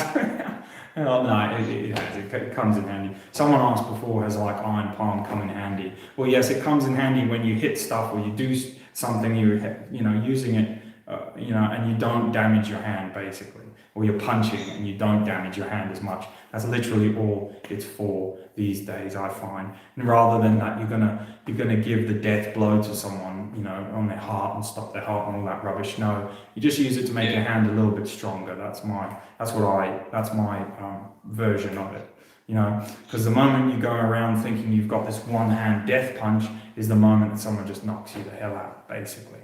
You know, I don't know what you think about that one, Dan. Yeah, like I said, you know, I think that's the thing, isn't it, Beats, with all this training, is it's sort of what's the word? It's sort of time and priority management. Like, what are the highest things? What are the highest things on the run to sort of train, isn't it? With all these different body weights, I suppose. Yeah, 100%. And yeah, that's it. Yeah. Hey, that's funny. Sensei Emmett says, my mate's always asked how high he can kick. And he's a judo guy. So he can't kick very high, but he can hit you with a planet. And I like that one. Oh, yeah, he'll smash you up. Because he's throwing you into the ground, yeah. So I like that. So yeah, no, that goes to say that those martial arts cliches. Yeah, those martial arts cliches. Yeah, so if anyone didn't catch the bare knuckle training video, the live stream we did the other day, or you probably bored yourself to death on this video, but you go back, have a look, you know, just get your bag, like we were saying, put it against the wall. I've only done this because I can't hang this, but it reminded me of a very good training method from my old bag that used to be full of sand and gravel. Put it against the wall and just practice striking it, yeah, and sinking into it. You know, practice striking into it, yeah, and getting the feedback from the wall, yeah, so you should feel like a reverberation, you know, from the wall, yeah, and also it'll allow you to get your this fist that I'm using, it'll allow you to get your body alignment nice, your mechanics, your body alignments, you know, maybe more for the new guys, but definitely, there's a stick in my foot, yeah. So give it a try, practice your strikes, yeah, into the bag, yeah, bare knuckle as well, don't hit too hard, don't go crazy.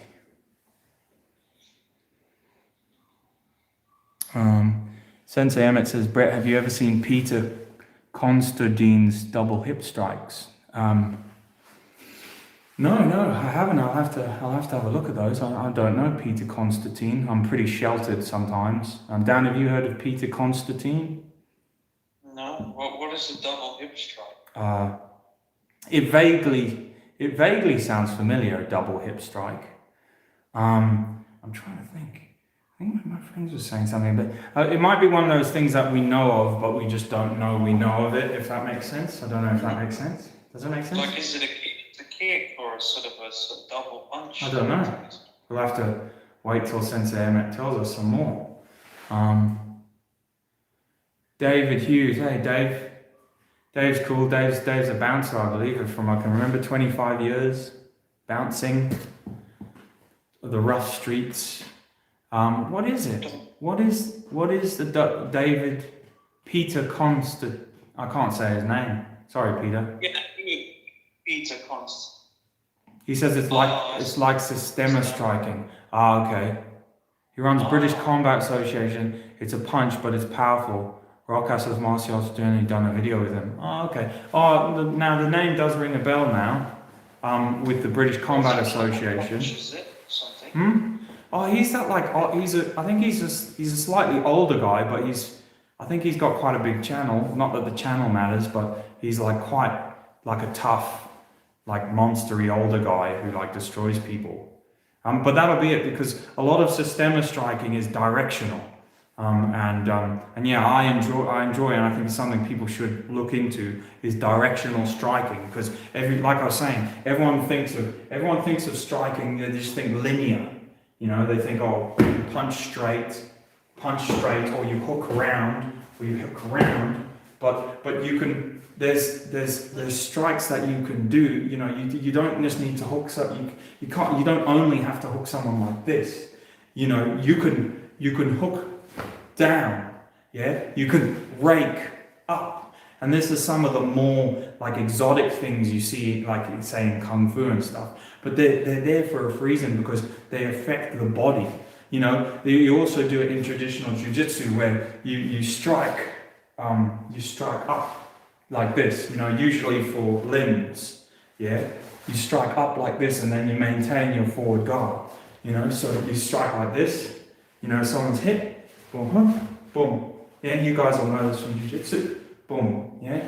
Cross guard, boom. Cross guard, boom, boom. Yeah, into ribs and stuff.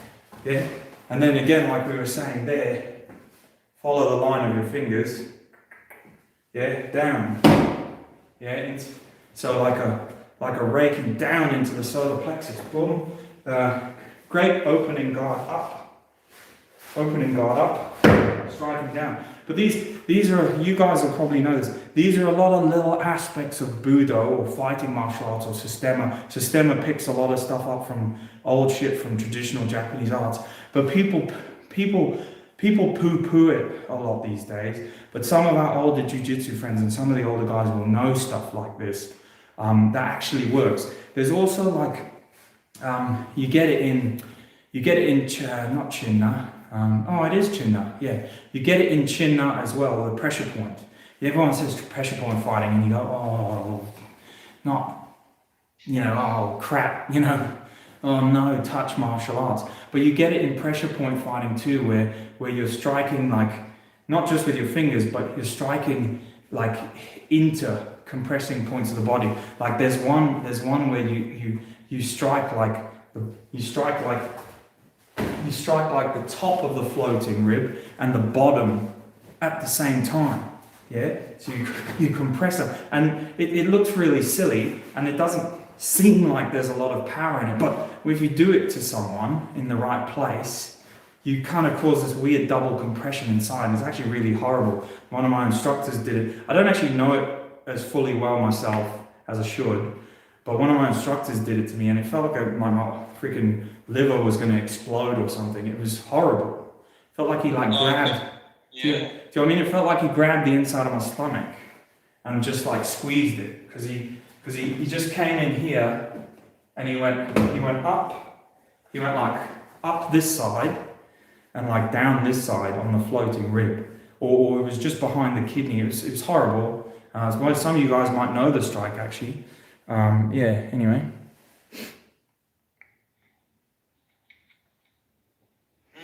So Sensei Emmett says double hip is going against the traditional rotation of the hips, and that is hard to explain by text, but is unbelievable. Rokas has the video of the hardest punch ever. Oh yeah, and Douglas says Morio Higona teaches some of those angle strikes in Goju Ryu. Now old Morio Higona is a personal treasure of mine.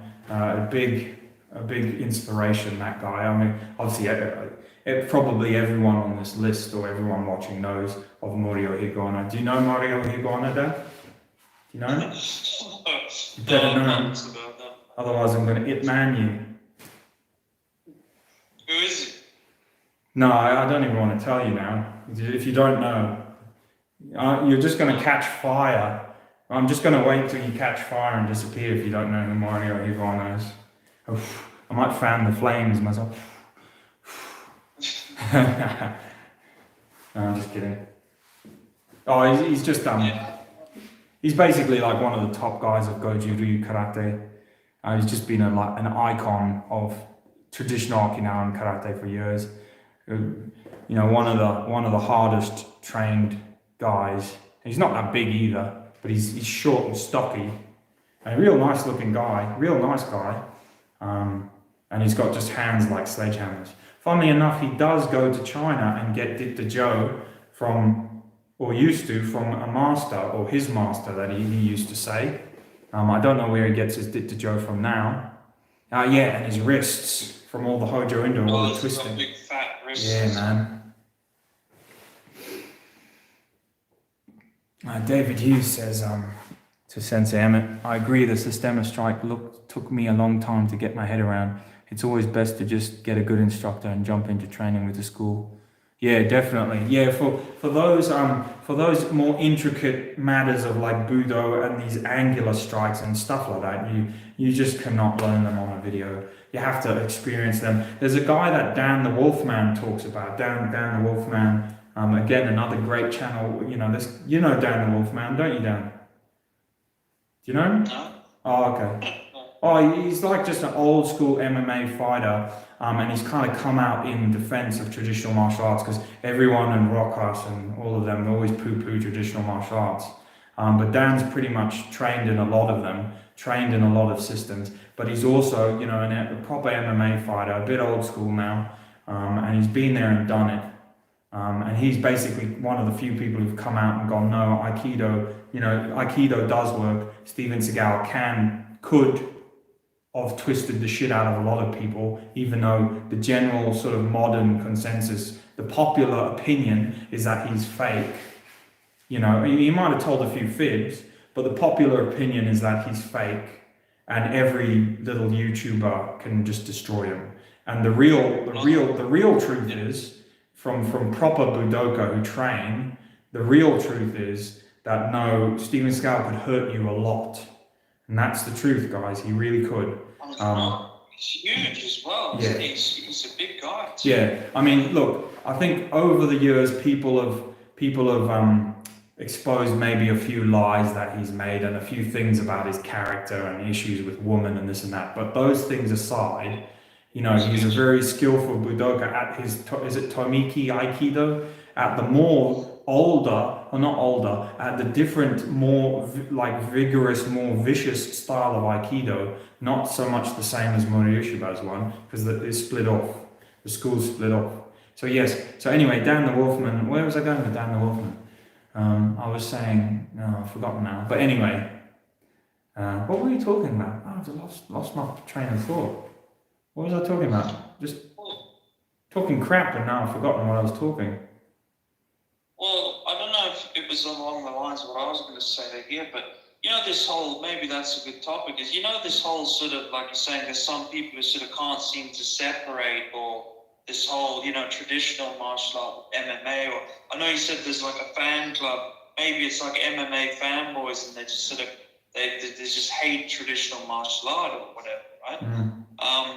But I don't understand, because if you look at sort of, I don't know if maybe they're just not doing their homework, but if you look at like all the legends, you know, like Saint Pierre, Baz Rutten, they've all got a traditional martial art background, so I don't understand where this hate comes from. You know what I mean?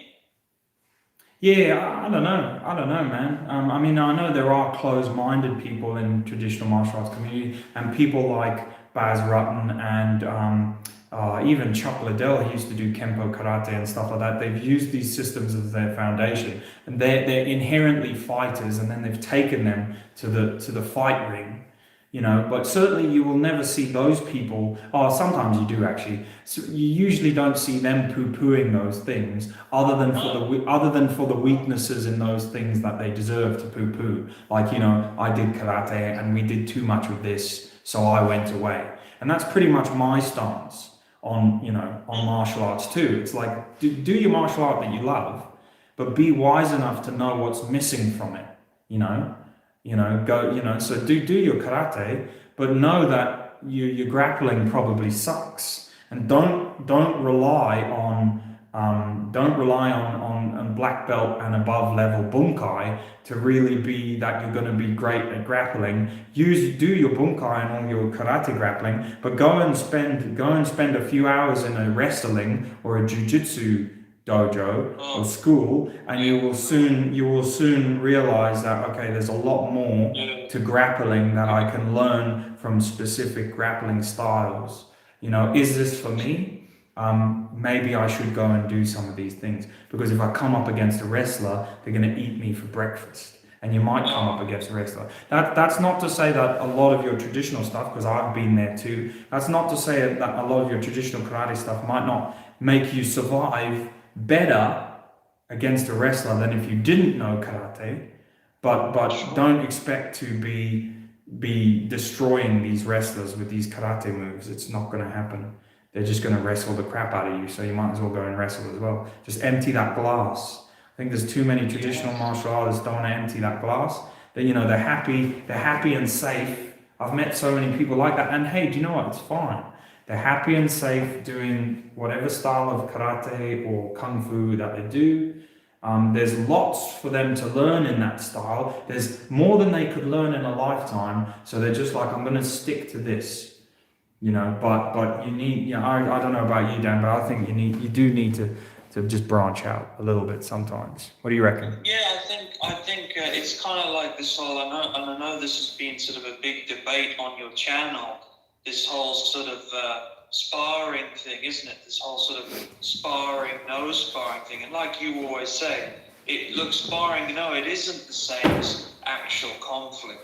But if you are in a martial art that doesn't have sparring, why not challenge yourself to that and see what it adds to and also challenge yourself against the monsters, because you know how it is, BJ. I think sometimes, and I think this happens to everybody at some point in their life, is that you get this feeling that like you're just so good. I don't know if it's so good, but you just sort of feel like, and then you sort of get a taste of humility when people just like ragdoll you, or sort of, or you realize that there's monsters out there. There's always monsters out there.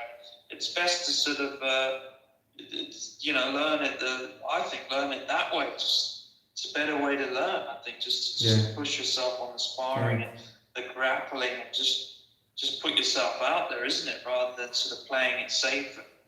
I don't know. Yeah, no, I agree, man. I 100% agree. Especially if it's something you've just never tasted the flavor of, like wrestling or jiu-jitsu, BJJ or something, and you've never done ground arts, never done specific wrestling nawaza. Nawaza is the jiu-jitsu word for ground techniques, or judo word as well.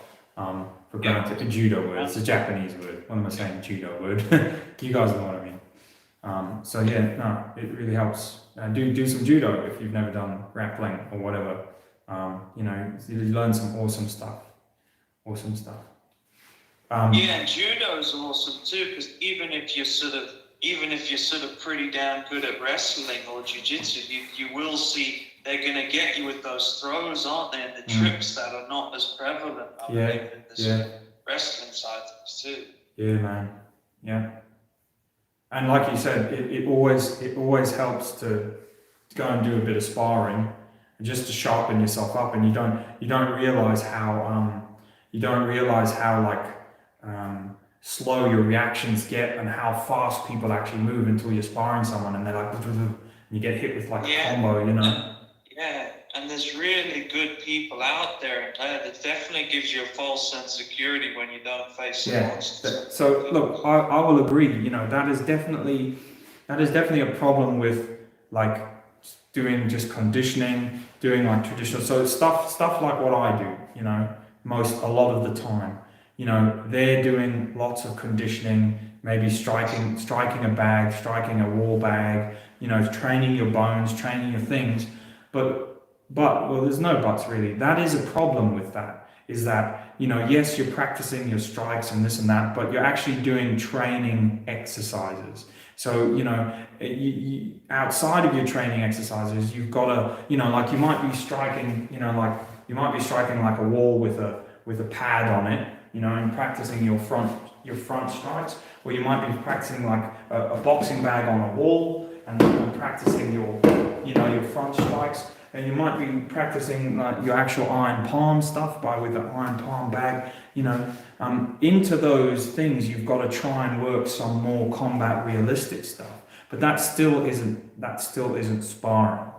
So yeah, that is a problem with just doing the conditioning. But also what it is you've got to know, as long as you know that, it's a problem. Yeah. You're already a little bit safer, because there's people out there who don't know it's a problem. Like there's legitimately people out there who will just do the conditioning and do the training, and then, well, I'd like to think not, but they are there, and then they will never think that, no, they'll just be like, no, I'm Mr. Iron. If I fight someone for real, I'm just going to destroy them, and they get into a spar or whatever, and they get a surprise. So, but as long as you know, like, look, this is the training exercises. This isn't sparring. This is not fighting a real human being. You're allowing your brain to come to terms with the idea that it's not going to be this way. Then you have to try and work around that by going to other trainings that you can do. Training with your friends, sparring with your friends, just doing any other trainings with any other kind of people. But also you've got to know what you're doing it for. You're doing it to sharpen your tools. Yeah, you can do your shadow boxing, you can do whatever. It's just sharpening your tools. Yeah, it's not teaching you how. Well, to some extent, it teaches you how to cut, and you can make it into training exercises. You can broaden it into that and whatever. But yeah, it's sharpening your tools a lot of the time. So as long as you realize that, you should be all right. Yeah. A lot of these conditioning techniques from the 72 secret arts, so the Shaolin, were kind of, I wouldn't say passive, because the Shaolin have always been warrior monks, but when you read about them in like the manual, they're usually like, train iron head and train this skill and train diamond finger and train iron palm, and then at the last second when you don't realize the skill will reveal itself. And basically what that means is kind of train it without objective and without goal, just empty mind, but you do have goals and you do have objectives, but just train it, and then when you need it, the skill will reveal itself, or in their mind, in their philosophy, like you would be tougher, or your punch would be harder. Anyway, that's the philosophy on it anyway, for what it's worth. I saw Dave mention something interesting there. It's just gone away now. Doug. Doug. Box. Sorry, Dan. Doug's just saying goodbye there. He's in Japan. Lucky guy, he's in Japan. What a legend. And Dave says shadowboxing can help. But you're right, the first thing I lose when I don't spar is timing. Yeah, there we go. Sorry, go on, Dan. No, I was just going to say, like what Dave said, that's true, isn't it? Like, that timing is what you don't get with the shadow boxing and the sort of other stuff. Yeah. But he's right about the sparring. Like, it does give you that timing, and then if you fight against the better people who've got the better time, I agree. Yeah, the only little exercises I've seen that can help you with like timing and sort of that is the speed ball exercises. Oh, is that with the golf, or with the tennis ball thing? Where like a speed ball. The bouncy one, like this. Oh yeah, that's a good one. This thing. The hanging ones. It's probably spiders on this. Oh, not speedball. The floor-to-ceiling bag and speedball and stuff. Like those are actually good ways of yourself trying to keep that skill of just a bit of rhythm, a bit of unpredictability, something coming at you that you don't realize. Yeah, it's better than nothing. It's not going to be better than a person, but slipping, dodging, hitting, striking, keeping the rhythm going. Or there's an old Shaolin exercise where you hang like a ball on a string, and you do the same. You just throw it, you push it, and when it comes back, you just kind of dodge it, dodge. And you try and do it without blinking as well. There's another one where you just let it hit your face, and you don't blink every time it hits your face, which is a bit of a weird one, but And it's really hard to do as well. Like, you can do it with your own finger, but I guarantee you, get a little ball, and put it on a string and let it hit your face and see if you can do it without blinking. You won't be able to. Having said that, I'm not sure if it's the best skill to train, because blinking is a natural reaction that saves your eyes from a lot of shit. So, but then again, in a split second of a fight, if you're fighting and you go like this and you miss that split second, it could be the difference between getting knocked out or not. So maybe we should listen to our Shaolin buddies and train that skill. I don't know. What do you think? Yeah, I think those head, like I said, I think head movement, yeah, like any sort of head movement, eye coordination, reflex drills, sort of. I don't know if I've got a way that I could do that here, but if you, with that thing you had, that bag you just showed, that pretty awesome if you got one of those. Yeah, floor to ceiling bag. They're pretty easy to put up. In fact, that's probably one of the best bags you can have in a flat, in a house. You should get one, because you can literally, you can hang. How do you set it up, Beach? How do you attach it? Floor to ceiling bags are easy. It's got elastic on both ends, and it usually comes with clips, and you literally you can like screw a little hook into the roof and just tie a bit of rope onto it, like a small bit of rope, and you can put that on this end, and then usually you just put some weights on the floor, and you just tie the bottom end to the weights or to a kettlebell or something like that, and then you just strike it. You can adjust it to your head height. It's a great little piece of kit. For that sort of training.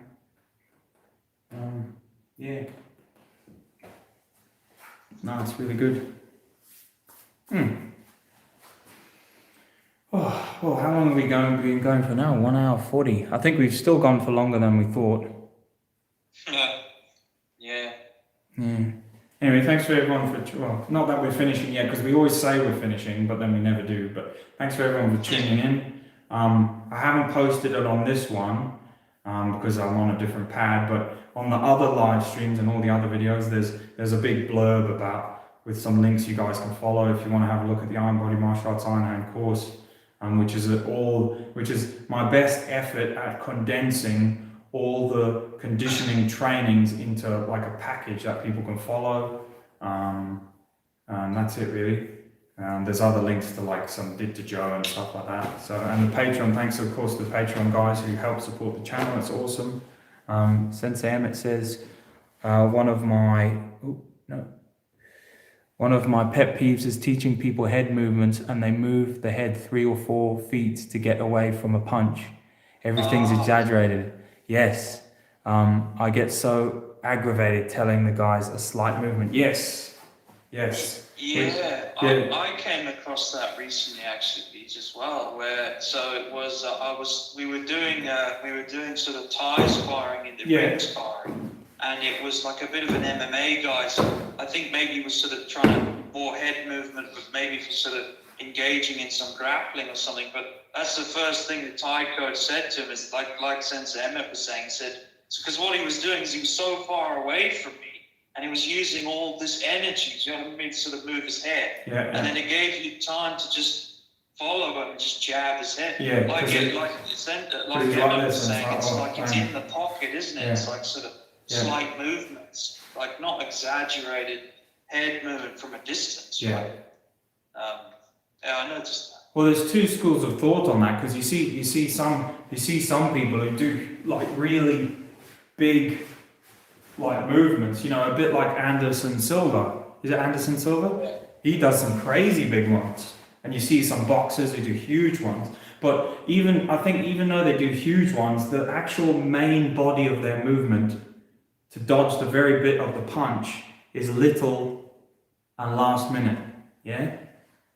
Because that's how we used to train, and that's one of the things I liked even about the traditional jiu-jitsu, is we used to punch, even though it was like very stylized, we used to punch through each other's faces, like through each other's faces, and we used to, at the start of the technique, you'd stand with your partner and you'd go like that, and you'd punch for them, like it was stylized, but you'd punch for them, and you know, they would stay there and they would go like that, you know, and like grab your hand to make sure that you were punching like right on the bottom of their face, or sometimes you'd step back and just let them hit the top of your head or something.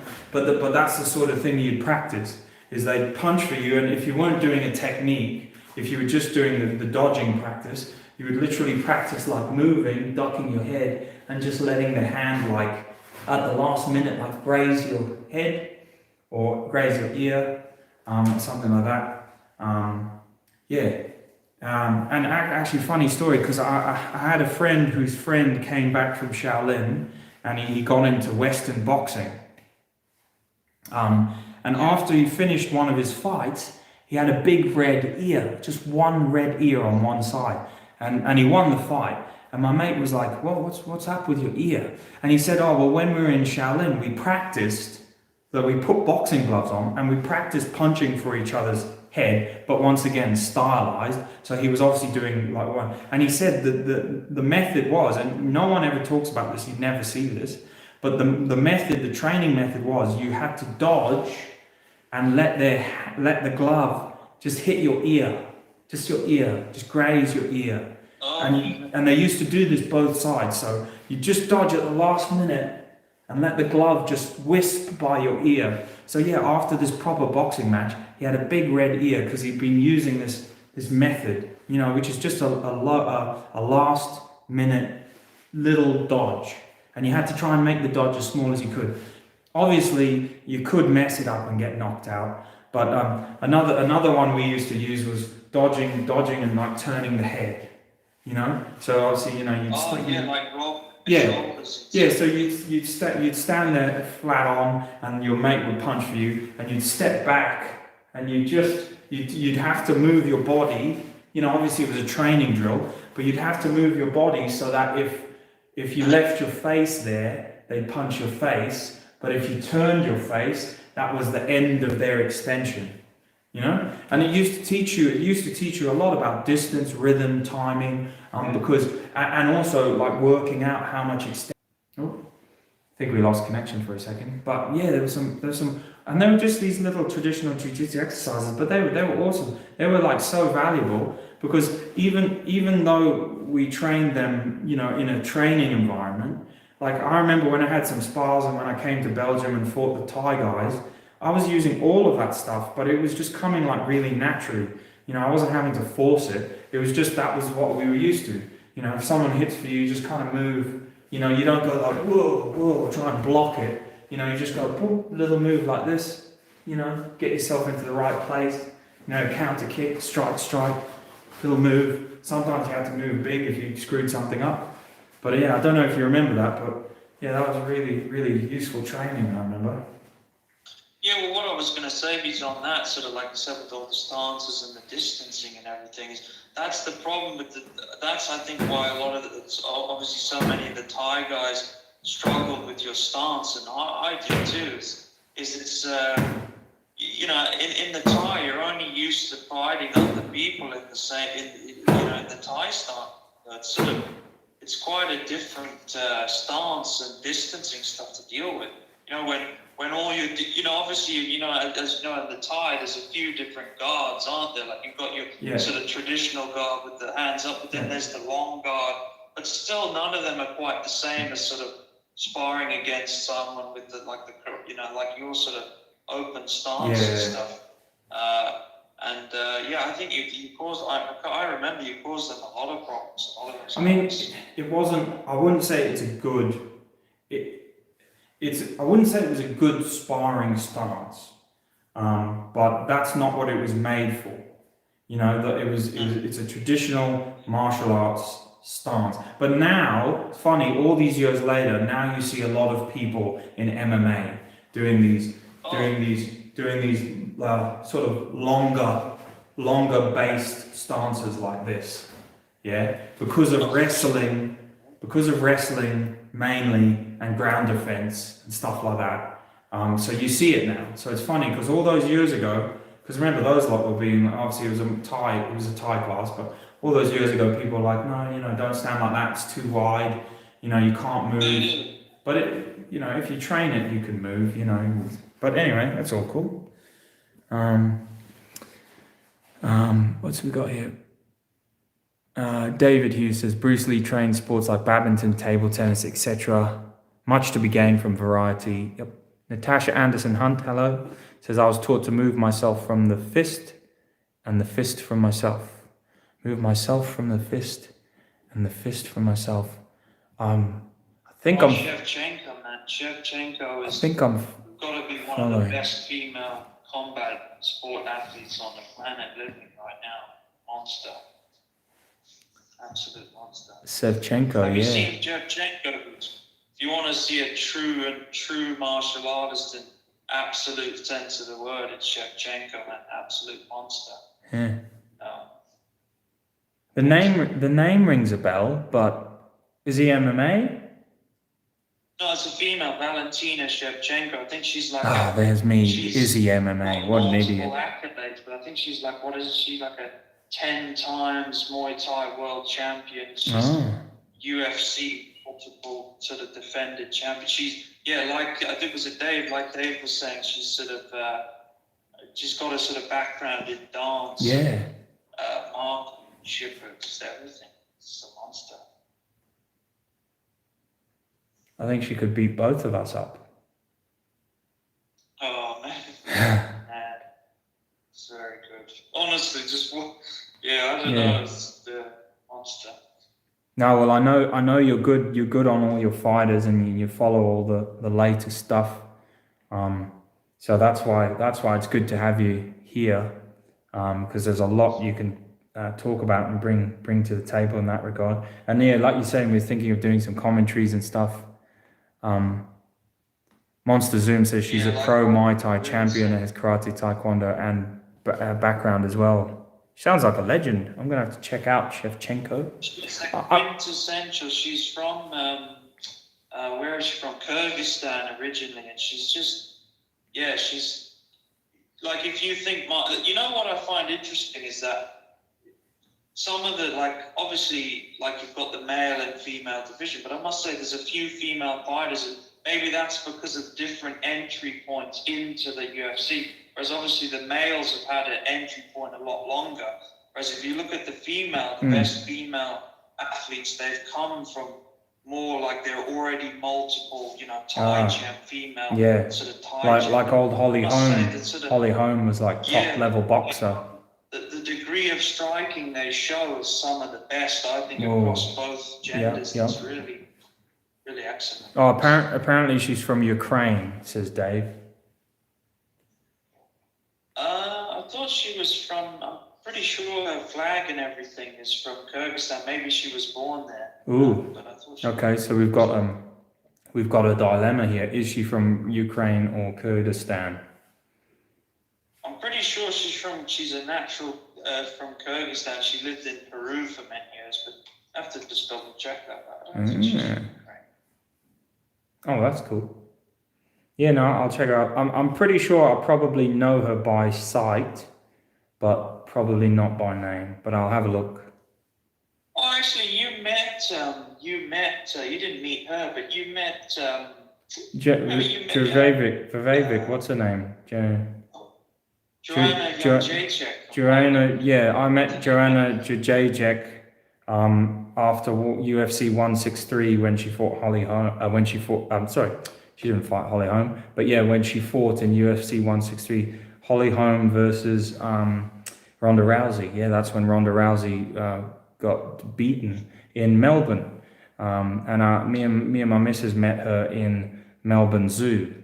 Yeah, we went over and said hello. So I've actually got a picture of us with her, and she had she had a bust arm because she bust her arm in a fight, or she bust her fist or something. So she was cool. My missus was a big fan of her. I knew of her because I'd seen her, and obviously I'd seen her in the fights the day before. Once again, her accolades are just the amount of sort of, if you look at her striking, it's sort of way up there, man. Yeah. Dave says you might be right, but he'll check whether she's Ukraine or not. But actually, on her, I'm pretty sure she is from Kyrgyzstan. On that point, Joanna, how do you pronounce her surname? Joanna Young J-Check. Yeah. So I was a bit because she kept. I mean, I don't know whether it was like just playing the game, but I was a bit like disappointed then when I don't know if it was like a year later or a couple of years later or a few months later. She had that big row with that fighter. And she was like going on there just saying like, "Oh, you're nothing. I'm gonna bully you," And there was this whole kind of bully scandal went on or something like that. Do you remember that? Where she was just. She got her just dessert speech. As great as she was, she got beaten by Yeah. that. Well, no, exactly. But I remember that, and I don't, I mean, I know it's like playing the game, but I don't like that kind of, I don't think a lot of people like the sort of things she was saying. It was just like really, just really weird. I don't know. It was like weird stuff. Like I sound like the bully in the playground, and I'm gonna freaking bully you, and you've always been bullied. And it was just a little bit like I don't know. It's just a bit weird. I found it a bit weird, and it kind of it's left a bad taste in my mouth. So yeah, then when she got beaten, when she got beaten, I was a bit disappointed. Monster Zoom says, anyway, Brett, who is your favorite fighter and style? Oh, my favorite fighter. There you go. Born in Kyrgyzstan with Ukrainian dancers. So I guess she's half Ukrainian. Well, there we go. Favorite fighter and fighting style. Well, obviously, I have to put a big shout out to my good man Dave Leduc, who trains in Lethway. Lethway's Burmese bare knuckle boxing. Because actually, there's an interview with him, me and him on this channel. What an awesome guy. Also a background in Jeet Kune Do and like traditional Kung Fu trained by his instructor in Canada. And there's off when we chatted off tape, but also on tape, he told me some of the crazy training methods his instructor used to do, and they're all like really weird old kung fu methods and stuff. And he's got this like punishment box that he puts them in where they like literally can't move. It's like a little it's not even a room, it's a cupboard, and then you get like attacked in this cupboard, and just to train like close range fighting. And just do you remember the name of his trainer, Dan? Do you remember it? Yeah, if you look him up on Instagram as his name is, I think it's Sifu Patrick Marcel. Yeah, that's the one. Yeah. And that guy's legit, man. Like, you see some like really good bare knuckle striking workouts. That guy's legit. So I've got to say, favorite fighters and style. Dave Leduc, if you guys don't know him, Lethway, have a look at him. He actually went to a prison in Burma and fought the freaking prison champion, who was also, I think, the Burmese bare knuckle champion, who was fighting for the right to be released from prison. So I don't know it's like something from a film. They will make a film about it. They will make a film about it. Ask Dave why he doesn't train leopard and phoenix eye fists. Yeah, good point. I should have asked him. He probably did or does. He just obviously can't use them in Lethway, so he doesn't train them. Because his instructor would have taught him to them. Whether they use them in Jeet Kune Do, maybe a little bit. But yeah, honestly, that's like something from a film, man. It's so cool. They will make a film about it. So yeah. Well, he is that character, isn't he, Beach? Like you see him doing like skydiving. He's a bit of a, what's the word? Like an adrenaline junkie. Yeah. Fearless. Oh, there we go. AT says it's against the rules. Yeah, of course, you wouldn't be able to use those sorts of fists. So yeah, he doesn't. I mean, he's pure Lethway through and through. Monster Zoom says, nice. I've been training bare knuckle for a while. Would love to participate in bare knuckle fighting. Iron fist conditioning, I mean. Yeah, no, that's cool, man. Iron fist conditioning, Monster Zoom, you can call it bare knuckle.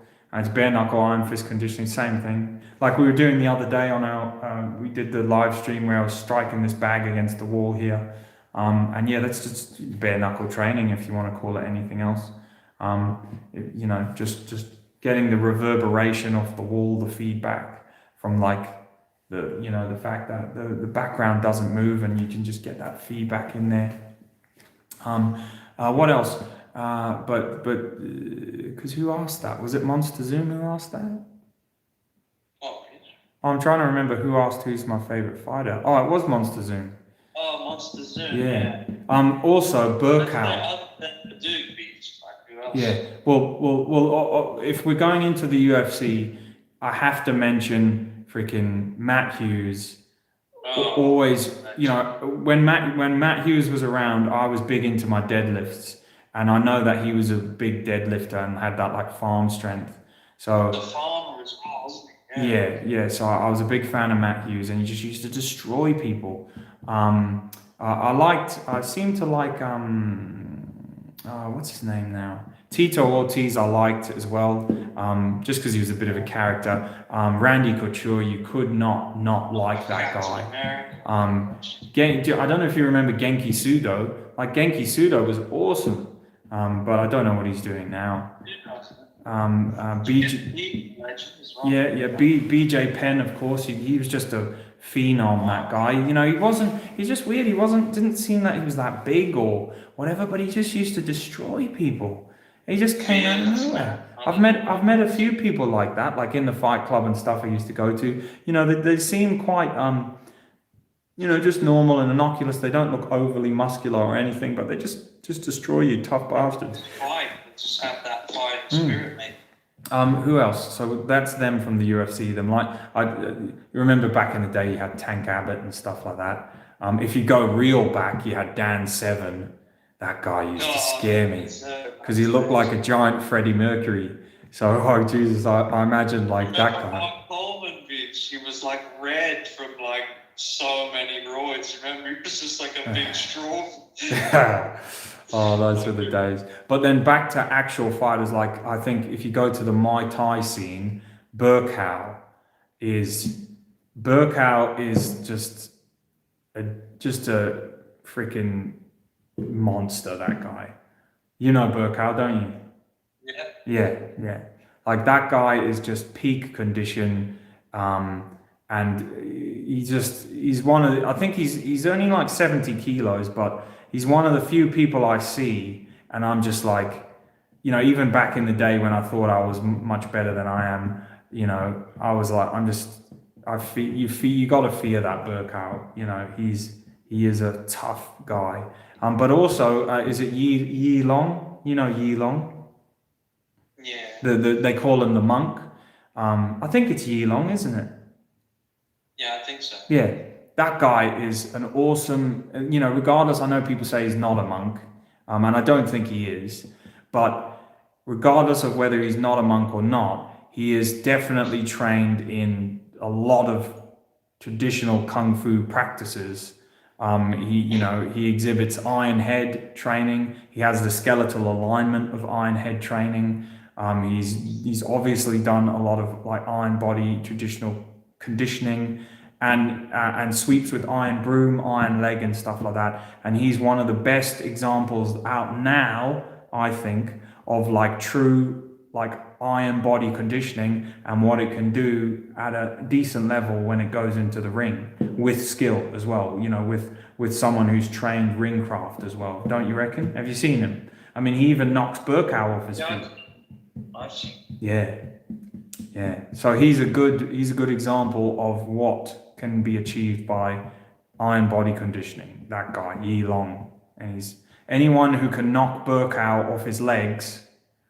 He's been training, sweeps with an iron broom, striking at a pile. He's been training all those like horrible traditional kung fu exercises where you basically just kick like a solid trunk of wood.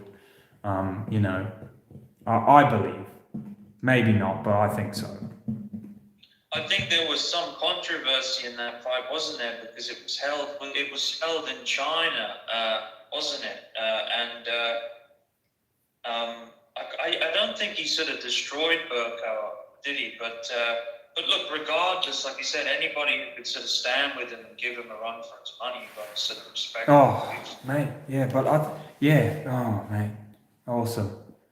What's it? Monster Zoom says Burkow's one of my favorites as well in terms of hard Qigong. Sifu Donnie and Yang Yu Shang is pretty good.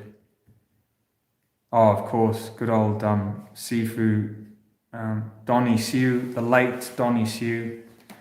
What an awesome guy that guy was. He had a couple of world records. A lot of people some people may not have heard of him, but yeah. I'm sad that I never got to go and meet the guy. But yeah, there's some students of his that follow the channel. And obviously, of course, there's Jing Yu Shan, or what's his English name? Aaron, but he doesn't use that. But Aaron, who currently is working with Vava Fitness. I'm not working with him, but he's the current 10th Dan Wei Monkey Fist holder of the Monkey Fist Door School. Yeah, awesome stuff. It's the guy from Vava Fitness channel, the master that he's working with, if anyone doesn't know. Yeah, Zhang has diamond hands. Wish I had that. Yeah, he does, man. That is a lot of years of very hard training. And he has it nearly in both hands as well. He has one hand pretty much in both hands, but he has one hand that's a little bit bigger than the other. Monster Zoom says, I think I speak to him about him. It's old, yeah. I won't use Monster Zoom's real name because he's on here as Monster Zoom, so he might not want me to. But I know that he is a student of Jing Yushan. And yeah, I did know that you did speak to him about me, my good friend. Big D, I'll call you. Oh, actually, no, that might sound dodgy online, but anyway. Big D. I know who it's about. Yeah. Your friend. Yeah. But yeah, you did. Yeah, I don't know.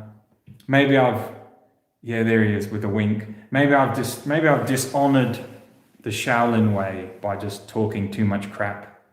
So I don't know. I will just continue to train until such time as I can meet the man or somehow get trained by him. But we'll see what happens. Maybe when this COVID dies down, I can go and he can just beat me into a pulp and then reform me into a Monkey Fist Door School. Or maybe the challenge will be we have to beat up Vava Fitness, then we get to join his school. So yeah, good old Vava Fitness. We like Vava Fitness. Batman Matrix. Bat signal went up live again, lads. Keep it real. Legend. Batman Matrix. Batman Keith. What a legend. The man, the legend. Batman's channel. Does Batman still have a channel? I remember Batman used to upload loads of cool training videos. Does he still do that? Or? I don't know if he does have his old channel anymore. You'll have to ask him. Batman, keep that channel back. Yeah, come on, Batman. Get that channel back up. Batman Keith's from 10 years ago. He is. And he was literally... Batman Keith would be a cool guy to have on your cast too, because he does loads of conditioning stuff. Oh yeah, true. Yeah, we'll have to get Batman. I'll have to put a third phone here. I'll have to up the podcast freaking budget. Production value. And put a third phone and balance it here, and we can have Batman Keith. No, but Batman Keith stays out of the limelight now. No, he does. So I don't know if we could coax him back into the light. From he's like Bane now. He just lives in the darkness. Not true darkness, but metaphorical darkness. Maybe we could coax him out. Maybe, but I don't think so. But he's there watching. Batman Returns, man. Batman Returns. Oh, and that's it. Monster Zoom says maybe that's a good idea. So yeah, I think it's a good idea. Batman, Monster Zoom was saying, or D as we call him, that to train with Jing Yushan, we have to beat up Vava Fitness. You know Vava Fitness, don't you? Is that the German guy? Oh no, I think he's isn't he like Swedish or something? Oh, is he Swedish? Is he the bald guy? I think No. Vava Fitness is the young guy who does he does all the movement stuff. Oh, I was thinking. Sorry, I was thinking that guy. You know that like German. I don't know if he's Turkish or that German guy who sort of lived in China for sort of years and sort of worked with the special forces and stuff. Who's that guy? Oh no, that's Jing Yu Shan. That's Jing Yu Shan, the 10th Door Monkey Fist Master. That's him. But Vava Fitness, the channel, over the last couple of years has gone over to him or went over to him or is still over there. No, I don't think he's still over there. And he was training with him and learning just before the COVID it was. Because I wanted to go over. I was going to go over because I was talking to D about him. And then the COVID hit. But D is already a student of his. That lucky bastard. But yeah, so there we go, that's it. So to train with Jing Yu Shan, this is our what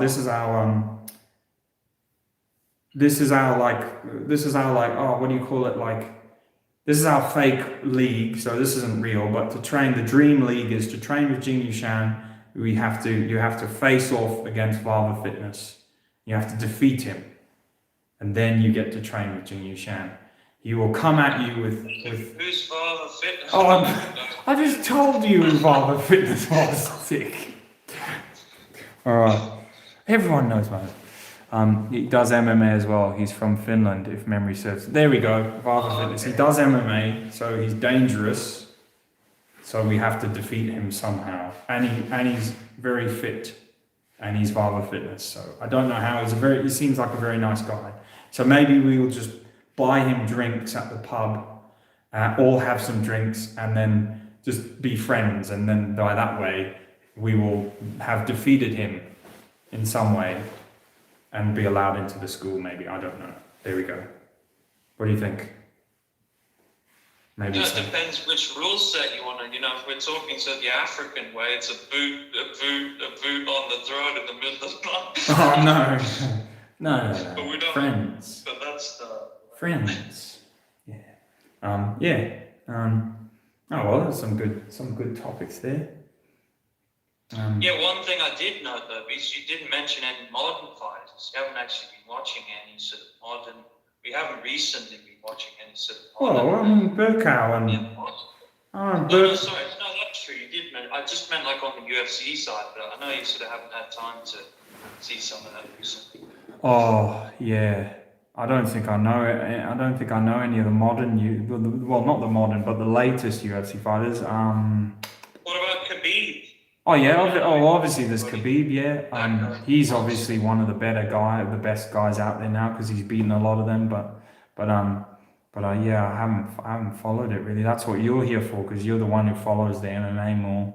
But Khabib's an example, Peter. Like we were talking about, like a lot of these, do you remember like back in the day, in the beginning, there were sort of these specialists who were just sort of good at one thing, and then eventually they just got found out. Yeah. But I think he's an example of someone he's such a specialist that no matter what else you bring to the table, he just overrides it, just like wrestles you to death.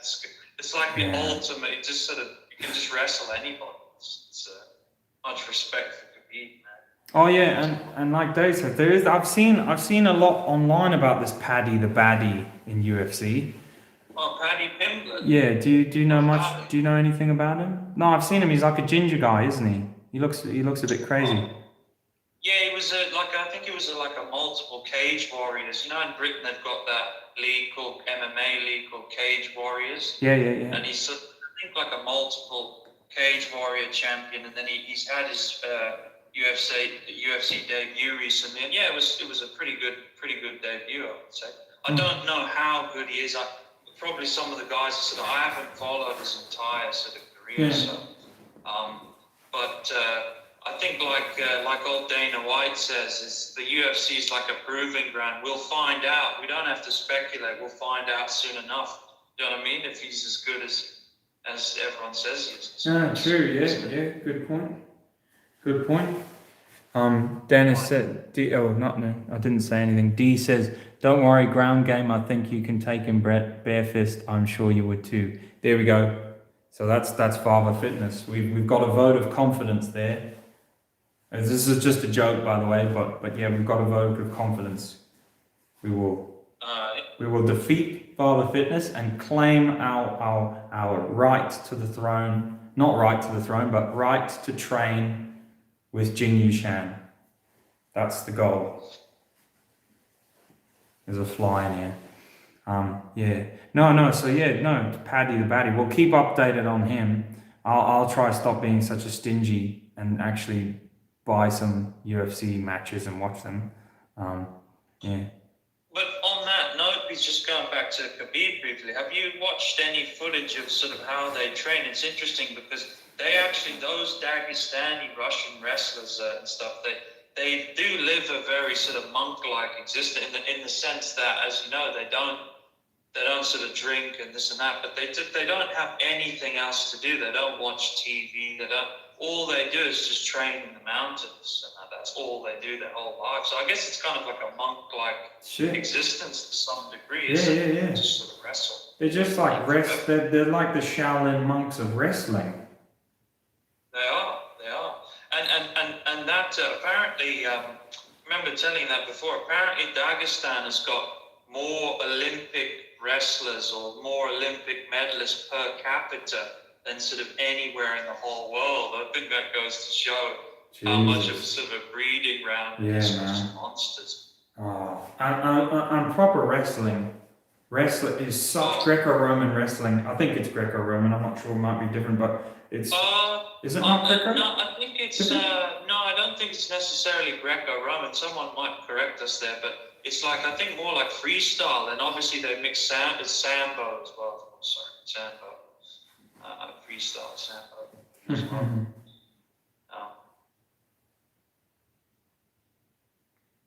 That's crazy, man. Have you been training? Have you been training your? Oh, Monster Zoom saying they have Sander as well. He says you're right. It's the Shaolin in Dagestan. He fancies a visit. They do a lot of kung fu. Yeah, they do. Yeah. The Sander. Maybe we all need to organize a trip. Maybe we'll get D, we'll get you, we'll get me, and we'll go Dagestan it up and get destroyed. What do you reckon? That sounds fun. When COVID dies down. I'd love to go to Dagestan, but you'd have to be prepared to get ragged over like 14-year-olds, but that's fine by me. They're just that good. He says, "Lol, you're coming. Yeah. You're coming now, D. Monster Zoom. It's too bad now. You're coming." He says, Dave says he likes the idea. Come on, Dave. Dave can come too. Monster Zoom says, bring it on. All right, who wants to come to Dagestan? Let's all go to Dagestan. Make sure you get back alive.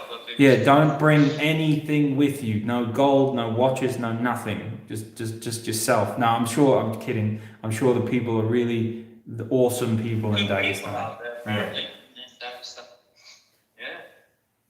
I'm sure they're the best of folk in Dagestan. Yeah. Have you been training your old style Boshiken, Daniel, so that you can Boshiken people? I don't think so, man. I can't say that I've been doing it. Why haven't you been training the Boshiken? I don't know. No excuses, man. It's funny because you see a lot of traditional training of gripping with the jars, with the Boshiken, gripping with the jars, and you see some examples of some of the masters breaking. You see it in Uechi Ryu as well with the Boshiken. But I like to strike and grip with the Boshiken, if that makes sense. So I've not seen examples of that, but I like to do that. So when you strike with it, you automatically grip with it afterwards. Yeah, so it's like this horrible gripping, striking tool. Very good probably for the throat there. But a bit difficult to train at first, but once you get the hang of it, once you lock it in, it's actually a real strong one. As you can see, because this is a thick, nasty bag, and it is a lot softer at the top. But you can get a good Boshiken into there.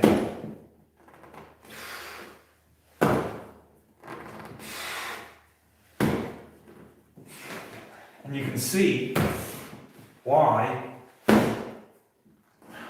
You can see why it's actually, well, obviously you'd see it in the Bubushi, in the banned book, but you can see why in Uechi, which is a hell of an awesome style of traditional karate, you can see why the Boshiken is such a deadly striker, a powerful striker. Yeah. Once you train it, if you don't train it, you just break your thumb. It's as simple as that. Like I'd be breaking my thumb about 10 times over just doing those strikes into there. But it's easy to train. Just do press ups on your thumb. Yeah, that's all you need to do.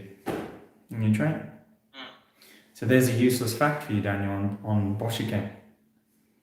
I appreciate that. Or is it Kakushiken? Oh.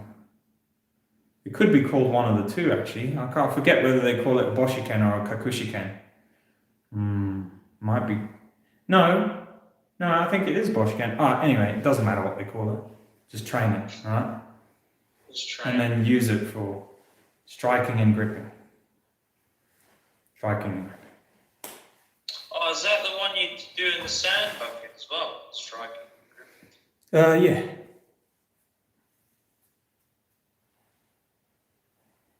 Different ways says, did bare knuckle fighters in Europe train iron conditioning? Well, they must have done to some extent.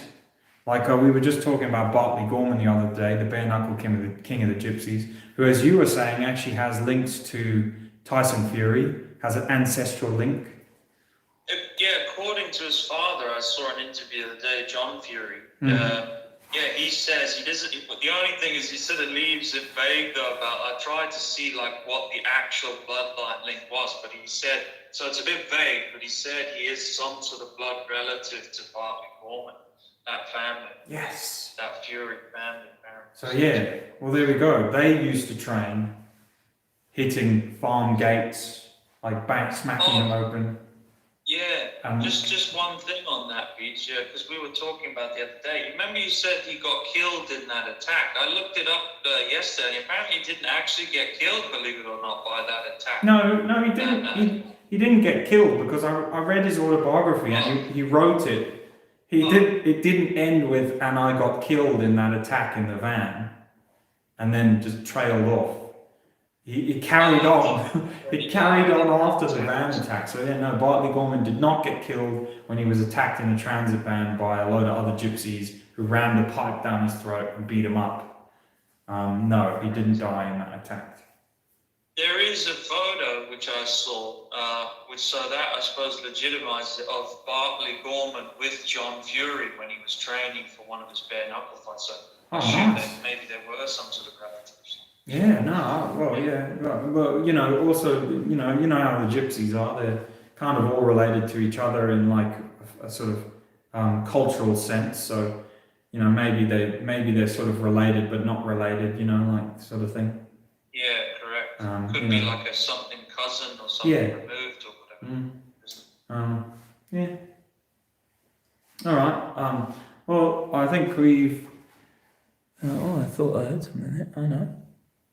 David Hughes says, any gypsies in Australia? Well, none. I don't know. There must be, but I've not come across proper gypsies or I don't know if you call them proper gypsies. I've not come across proper gypsies like we used to get in freaking Datchet and Raysbury and other parts of England where we used to trying to attack us on the way. Yeah, usually trying to well, I can't speak for all of them, but yeah, down southern England there's a lot of gypsies. They move around.